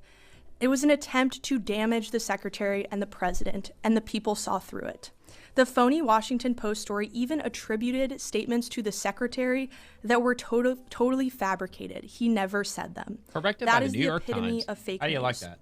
As the White House confirmed yesterday, the decision to restrike the narco-terrorist vessel was made by Admiral Bradley, operating under clear and long-standing authorities to ensure the boat was destroyed and the threat to the United States was eliminated. Secretary Hegseth stands behind Admiral Bradley 100%. Admiral Bradley made the right call, and unlike the previous administration, we have our warfighters back at this department. Well, we're finally fighting This the war on department drugs, will too. defend our homeland. Actually This doing is not a something. catchphrase. It is a commitment. And as the secretary said, when it comes to killing narco terrorists, we have only just begun. All right, only just begun. And I know it's a difficult war. They've been fighting it for decades, since well before I was born. And it's damn near an impossible war to fight. What was that in the movie Traffic? Was it Michael Douglas? Yeah, I think it was Michael Douglas. He's like, I don't understand how you can win this war on drugs when you have to go to war against your family. It's something like that. I'm not getting that 100%, but it's a pretty profound quote in the movie. So U.S. DOT Rapid Response, we need to stop these CDL mills from giving licenses to unqualified drivers. U.S. Department of Transportation is warning 44% of trucking schools that we will shut them down if they refuse to comply with our rules. And we can watch this video right here on News Nation. Recent accidents, fatal accidents this year really have ramped up attention on truck drivers and then also their training. It turns out a lot of these places operate as, quote, CDL mills, where they basically get people in and out and then onto the road as quickly as possible, perhaps bypassing safety standards there. Yeah, now, sometimes federal within a prosecutors weekend. and this review have highlighted that 44% of them may be in jeopardy of losing that accreditation, many closing, many not actually following the rules here, that they don't meet government standards, that 44% number, putting thousands of them at risk for closure. Yeah, and I also read something in addition to what they're showing on the screen. For all the students that are attending these 3,000 schools, these schools are required by federal law to inform these students that their certification is in jeopardy currently. So whether if they get their shit together within the next 30 days or not, they still have to inform the students that there is a possibility that you might not get your certification if you continue going to our school. So, out of the 16,000 licensed truck driving programs nationwide, the Transportation Department says close to 3,000 could lose accreditation unless they fix serious training and record-keeping failures, and they only have 30 days. Another 4,500 could face the same thing. That means hundreds of thousands of aspiring drivers could see their training invalidated, slowing their path to a commercial driver's license. Officials say many of the schools were operating like CDL mills, as I mentioned, offering quick turn courses without that proper behind the wheel or classroom training. The American Trucking Associations, meanwhile, applauding the administration's effort to get their struggling industry Good. I'm glad they're back on board. on the right track. Are we going to hear from them? I think it's really taken, All right. A number of high-profile crashes and other incidents to put a spotlight on training in our industry in general, and asking the question, are the rules, the regulations we have on the books, are they working? And if not, what do we need to do about them? So we are absolutely thrilled at ATA that the administration is paying attention to this. Yeah, I'm glad they're on board. All right. I think it's really taken, a number of high-profile crashes and other incidents to put a spotlight on training in our industry in general, and asking the question, are the rules, the regulations we have on the books, are they working? And if not, what do we need to do about them? So we are absolutely thrilled at ATA that the administration is paying attention to this. Now, this was triggered by a fatal crash back in August. That is driver Harjinder Singh. He's accused of making an illegal U-turn and killing 3 people. That brought a lot of national attention to this particular matter, and it turned out that he was driving there and hired immigrant, and then Transportation Secretary Sean Duffy was saying he's tightening every link in what he calls the illegal trucking chain. So if states don't get it together, they could lose federal highway funding there. California, Pennsylvania, and Minnesota are among the first facing those funding threats if they don't review their licensing and training programs. Right now, prospective truckers, training schools, and state regulators have 30 days to prove that they are now in compliance. So you can tell that the government and the Transportation Department here is taking a fine-tooth comb to these training programs, trying to weed out those CDL mills so drivers aren't basically getting just a check mark for coming in and then getting out onto the roads. And then another note there that I mentioned earlier this morning is that there is video out there now of Singh, the driver accused of killing those people, getting a speeding ticket or a ticket earlier before that crash, and you could see him speaking with the officer there. That video is out as well. So a lot of attention on this particular matter right now as the Transportation Department cracks down. Dude, CDL mills. I mean, like, what else is going on out there? Like, they say that Ukraine is one of the most corrupt countries in the world. If you peel back all the layers as to what's really going on, it could very well possibly be our country that might be the most corrupt one out there with, I mean, the CDL mills. Are you fucking kidding?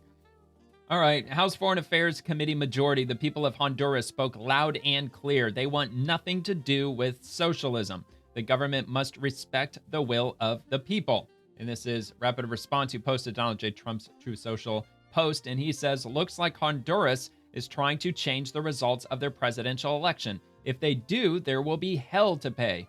The people of Honduras voted in overwhelming numbers on November 30th. The National Electoral Commission, the official body charged with counting the votes, abruptly stopped counting at midnight on November 30th, which of course was on Election Day.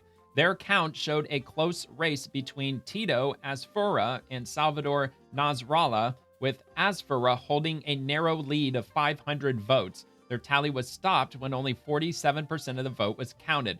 It is imperative that the commission finish counting the votes. Hundreds of thousands of Hondurans must have their votes counted. Democracy must prevail.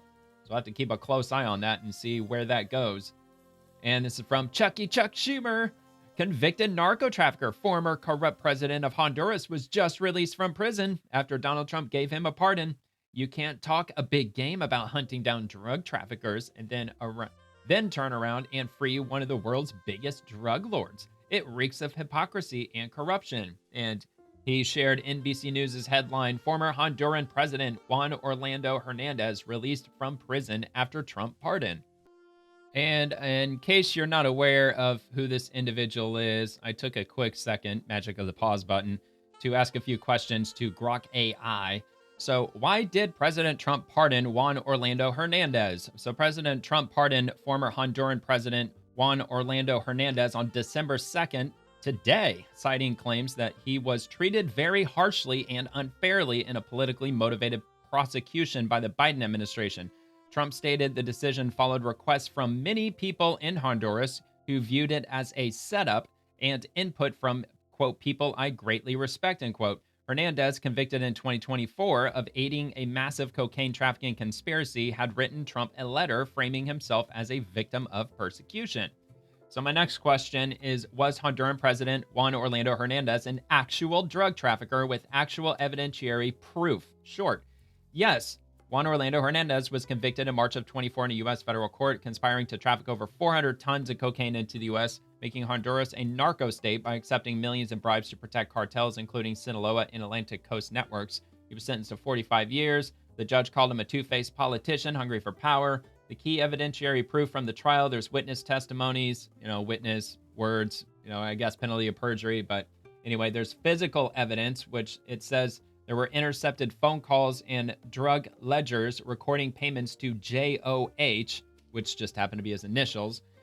Photos of Hernandez with valet cartel members at the 2010 World Cup, and a machine gun engraved with his name used in cartel ops. Not sure about the machine gun. The other two, I mean, that sounds a bit circumstantial, but anyway. So corroboration, he used police military to shield shipments and ordered murders of rivals and informants. His brother Tony was convicted in 2019 on related charges.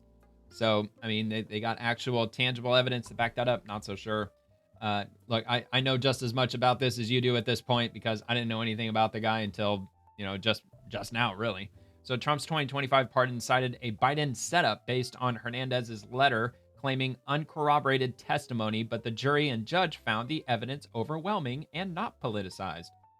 So, and my final question is, what is Honduran President Juan Orlando Hernandez, his political affiliation? So Juan Orlando Hernandez is a member of the National Party of Honduras, the Partido Nacional, a center-right conservative party. He served as president from 2014 to 2022 under that affiliation. So I just figured I'd throw that out there because I'm sure people are going to have questions about that. Like, was this in any way political at all? Did he just so happen to be a member of the Conservative Party, and that's why Trump pardoned him? I don't know, man. I don't got the answers for all that. I'm sure that may have played a part in it. I mean, if he was a left-winger, would Trump have actually entertained his letter? I would probably lean toward probably not. But anyway, there's that.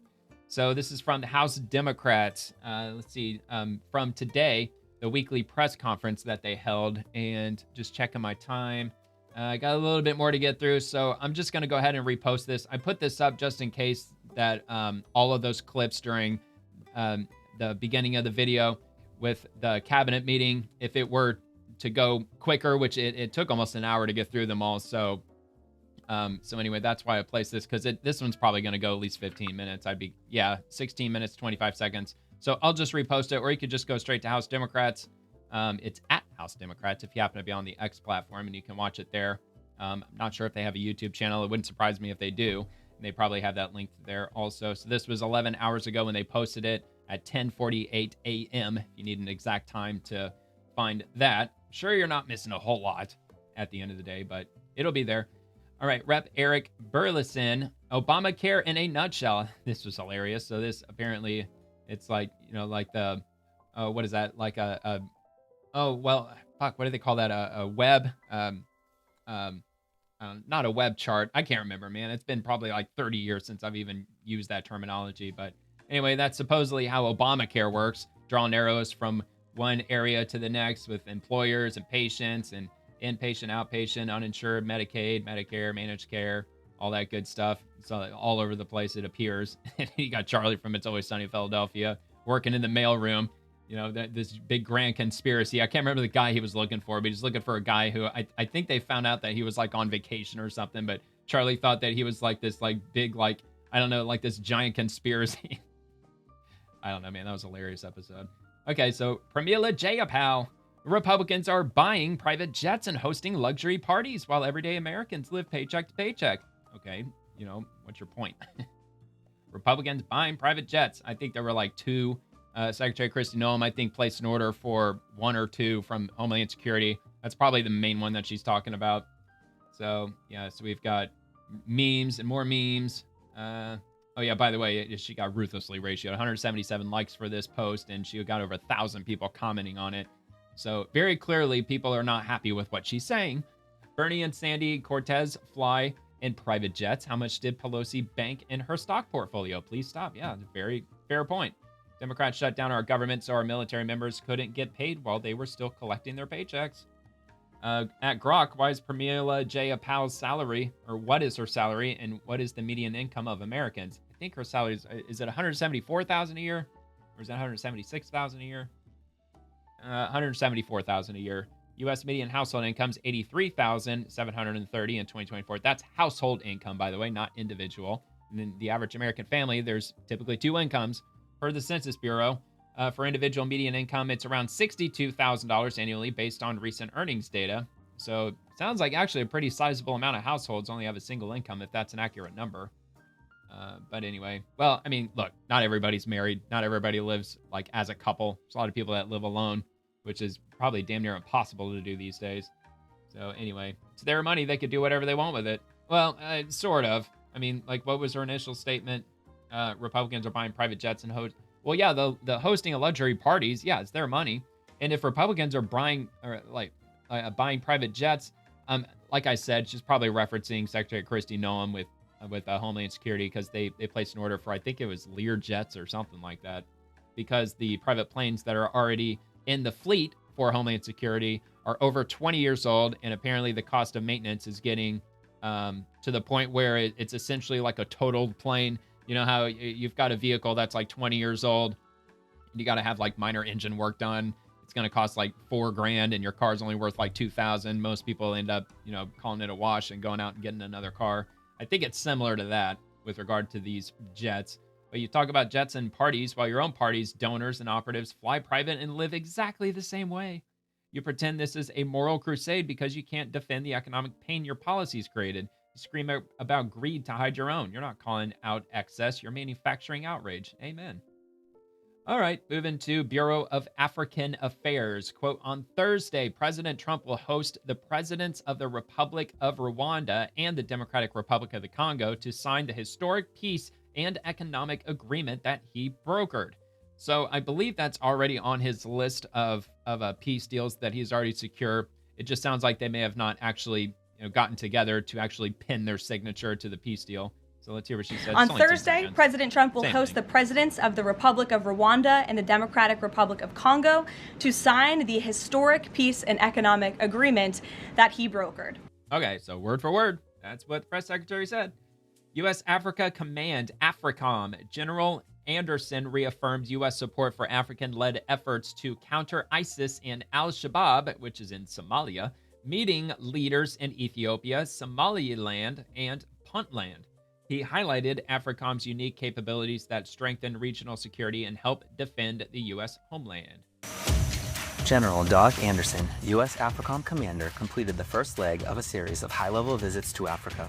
Aligned with President Trump's priorities and Secretary of War Hegseth's guidance, Anderson reinforced America's commitment to partnering with African nations to maintain maximum pressure on ISIS and other terrorist groups. In Ethiopia, he met with Prime Minister Abiy Ahmed and Field Marshal Burhanu to discuss the growing threat posed by ISIS and al-Shabaab. He then traveled to Somaliland to meet with President Iro and General Usman and visited Berbera Port to assess its capacity. Ending in Puntland, he met with Vice President Ilias and General Aden, praising their maximum pressure campaign against ISIS in the Golis Mountains and stressed their need to intensify operations. General Anderson said AFRICOM continues to provide unique capabilities that only the United States can provide, which includes specialized resources that counters terrorist influence and defends the U.S. homeland. From Djibouti, I'm Sergeant First Class Ken Tusiri. It's not Djibouti, it's your beauty. Okay, well, hopefully they'll continue their cooperation. Corruption won't take hold, and yeah, we'll see what happens. So Senate Republicans, you sure about that, Chuck Schumer? Schumer is now the most unpopular Senate Democratic leader on record, says polls. I'm not sure what source that's from. I don't know, rock bottom. Actually, I'm not sure where any of these sources come from, to be honest. So tough primaries complicate Democrats' bid to retake U.S. Senate. Dems dropped $20 million on bizarre American men strategy plan study in effort to dig out of 2024 political hole. The Democratic Party's brand is cooked. Democratic anger at their own party fuels 2026 primaries. Democrats' approval rating craters to 35-year low. Watch Wall Street Journal poll. Anti-establishment anger is set to rock Senate Democratic primaries in 2026, and Democratic leaders get worst polling result in over 2 decades. Which I don't have any pushback on that. All sounds legit to me. All right, Chad Pergram, Schumer, we are on a great path to take back the Senate. Okay. Of course, Schumer's going to say that back in 2015. Yeah, so yada yada. So they're planning on cheating. I can see that. It's the only way they can win. Been that way for a very long time. Sometime after 2036. LOL, no chance in hell. And yeah, we get the idea. Okay. And heading to Nick Sordor, breaking Obama judge Boasberg.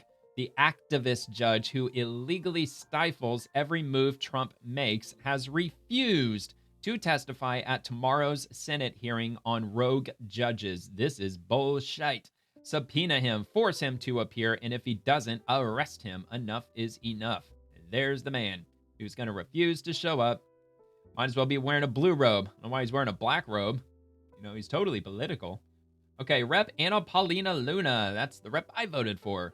It is done. I just filed a discharge petition to force a vote to ban stock trading in Congress. Both Republican Speaker Johnson and Rep. Jeffries have acknowledged that insider trading in Congress is a serious problem and must be stopped, and have signaled support to stop the corrupt process of insider trading via individual stock trades, but political games have already started to play out behind the scenes, so I couldn't wait any longer. I look forward to working with every faction, every caucus, and every member, Republican and Democrat, to deliver this win for the American people. I think even AOC is on board with this, too. I remember they came out and they gave a statement with regard to this bill that they're at least attempting to pass.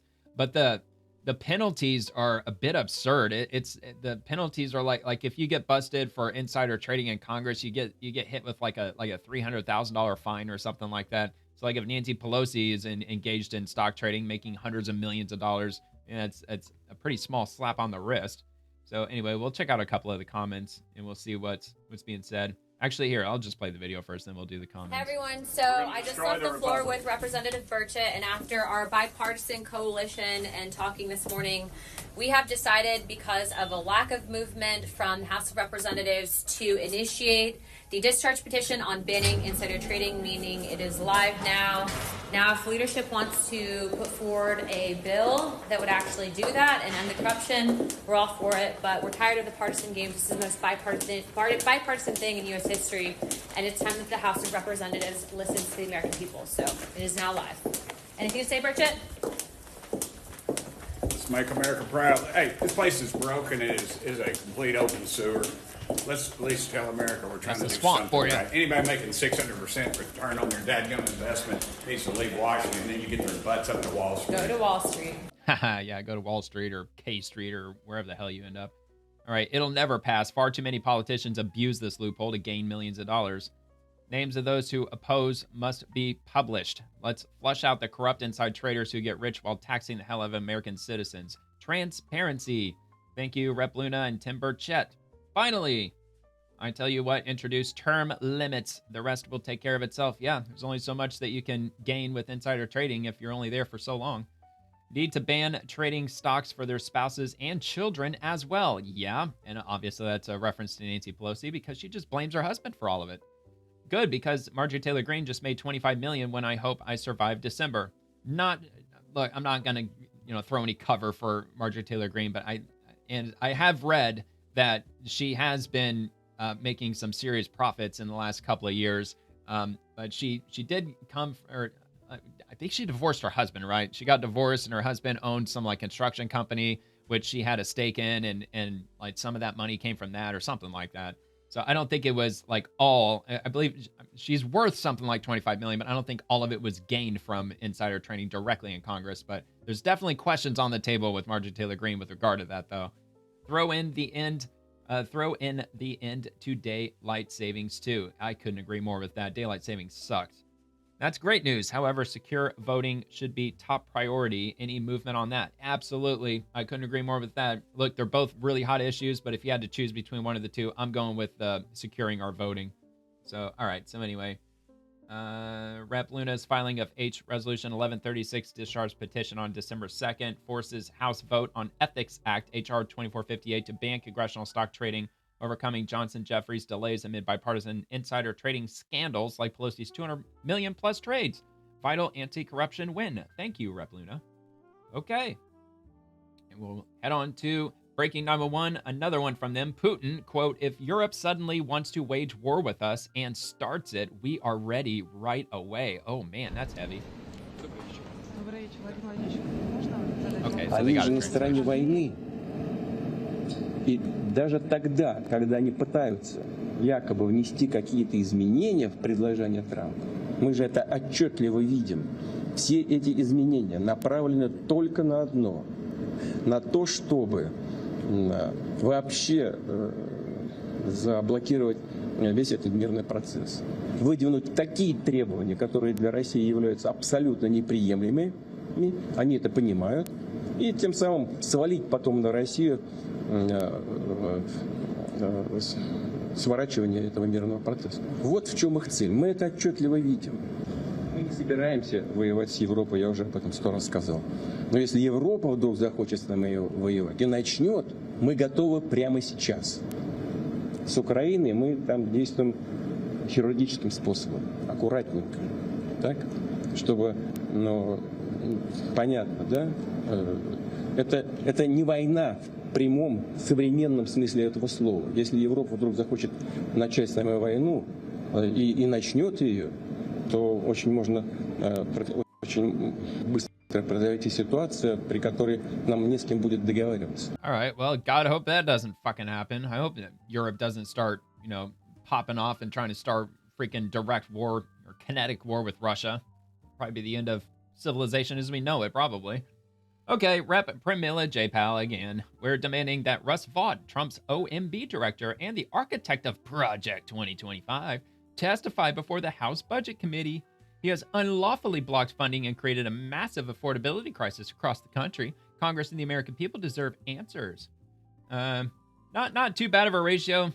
Still a ratio, though. I mean, this is Pramila Jayapal at the end of the day. She's getting ratioed all the time on the X platform, at least. Budget Democrats demand Russ Vought testify before the committee. If you fail to appear before this committee before the end of the year, this will be the only administration in the last 50 years to not send the OMB director a basic standard you yourself met during President Trump's first administration, appearing in both 2019 and 2020. You cannot defend an extreme agenda that's driving up costs, weakening the labor market, that's a laugh, and inflicting real economic harm on the American people. We expect you to make an appearance your top priority.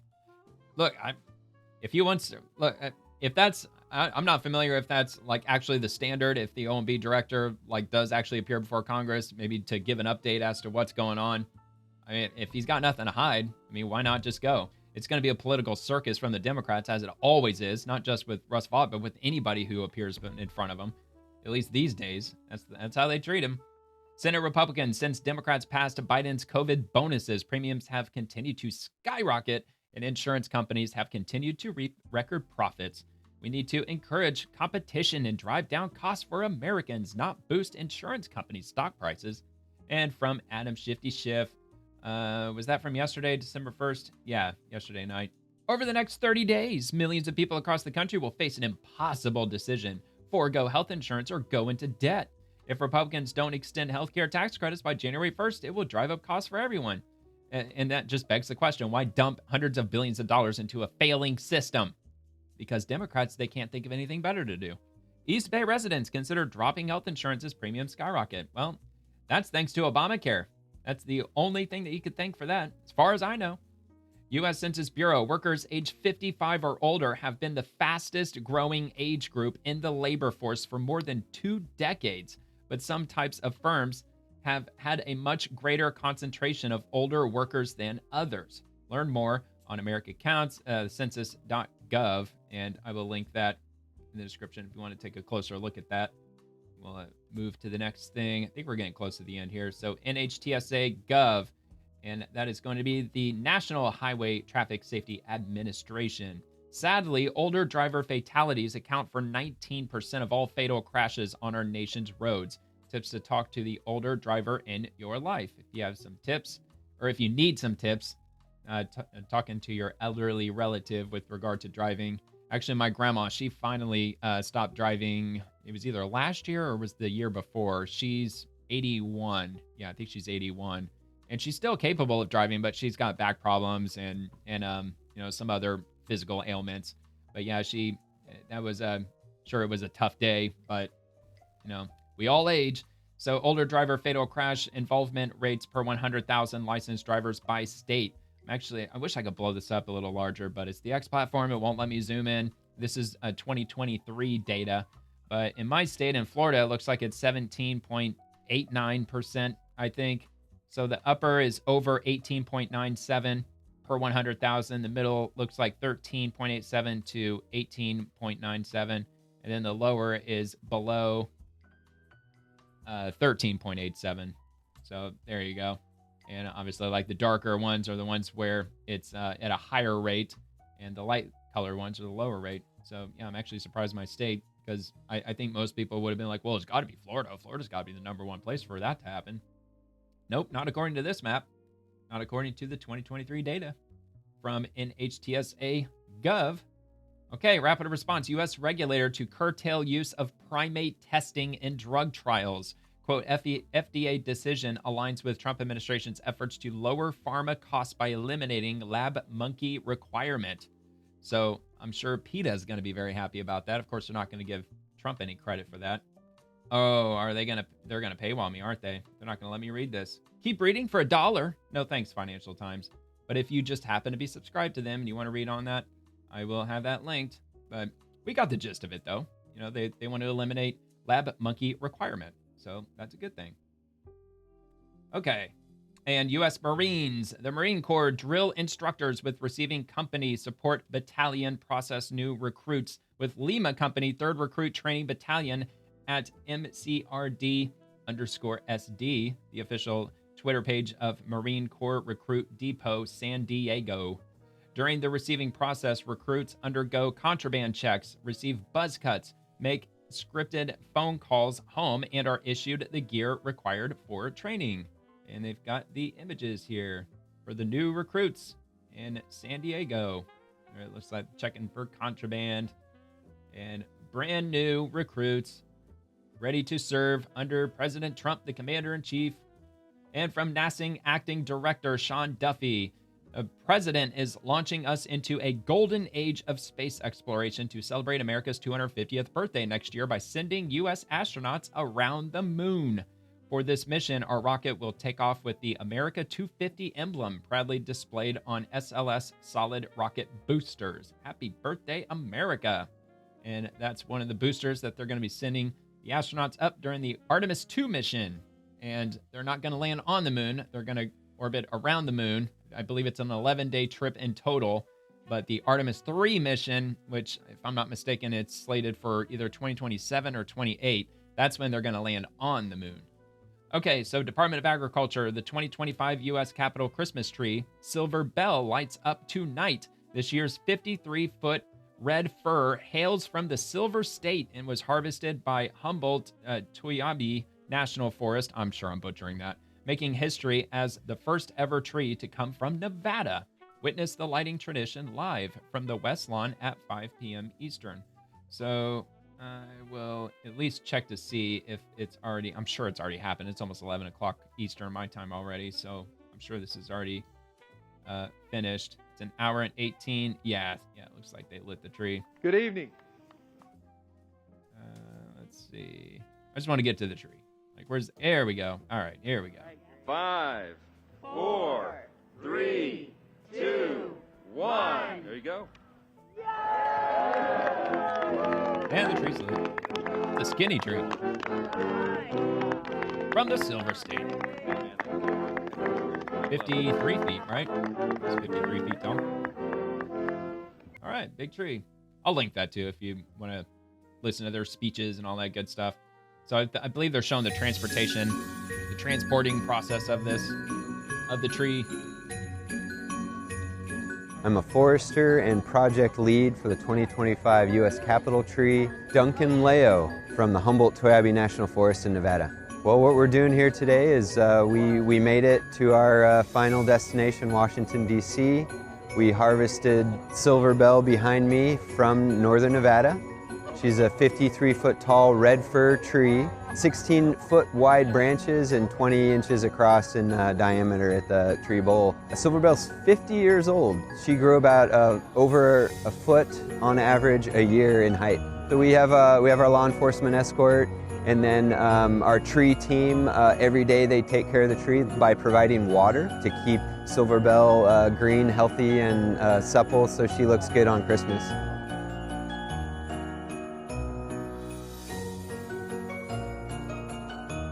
We finished our journey, 3 weeks on the road, touring across communities, showcasing Silver Bell, showcasing symbol of our national forest and all the services that they provide Americans. And we get to hand off Silver Bell to the architect of the Capitol's office this morning.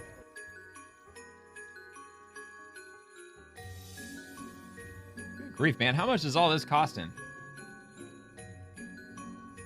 It's been an amazing journey. All right, well, it's an amazing journey and everything. Just sounds like a very costly journey for the American taxpayers, all I'm saying. Okay, Johnny Kim, beautiful American city lights stretching across the horizon. And our Great Lakes with an aurora. Nikon Z9, 15 milliliter, ISO 25600, all the details of the imagery. This is on the International Space Station, I'm assuming. So let's have a look at this.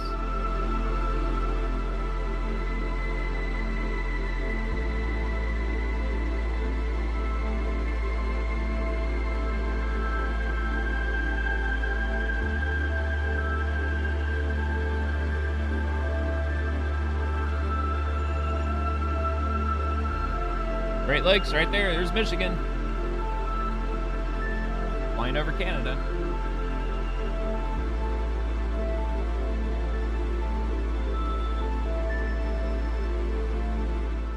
Wow, man, how cool is that? It's about 200 miles up in the sky, if this is indeed the space station, which I'm sure it is. That's probably the space station. So I believe that is all I've got. It is all I've got. So that is it for tonight. I am off to eat some grilled chicken and some bacon sandwiches for a late dinner. Some good eating. So if you enjoyed the video, please like the video and subscribe to the channel. It'll mean a lot to me if you subscribe, and I will drop a new show every evening, Monday through Friday, covering the swamp and everyone living in it. The politicians, the bureaucracy, the agencies, and everything happening in the swamp. I also post daily episodes on X, so feel free to comment there too if you'd like. Thank you so much for watching. Hope you have a great rest of your night, and God bless America.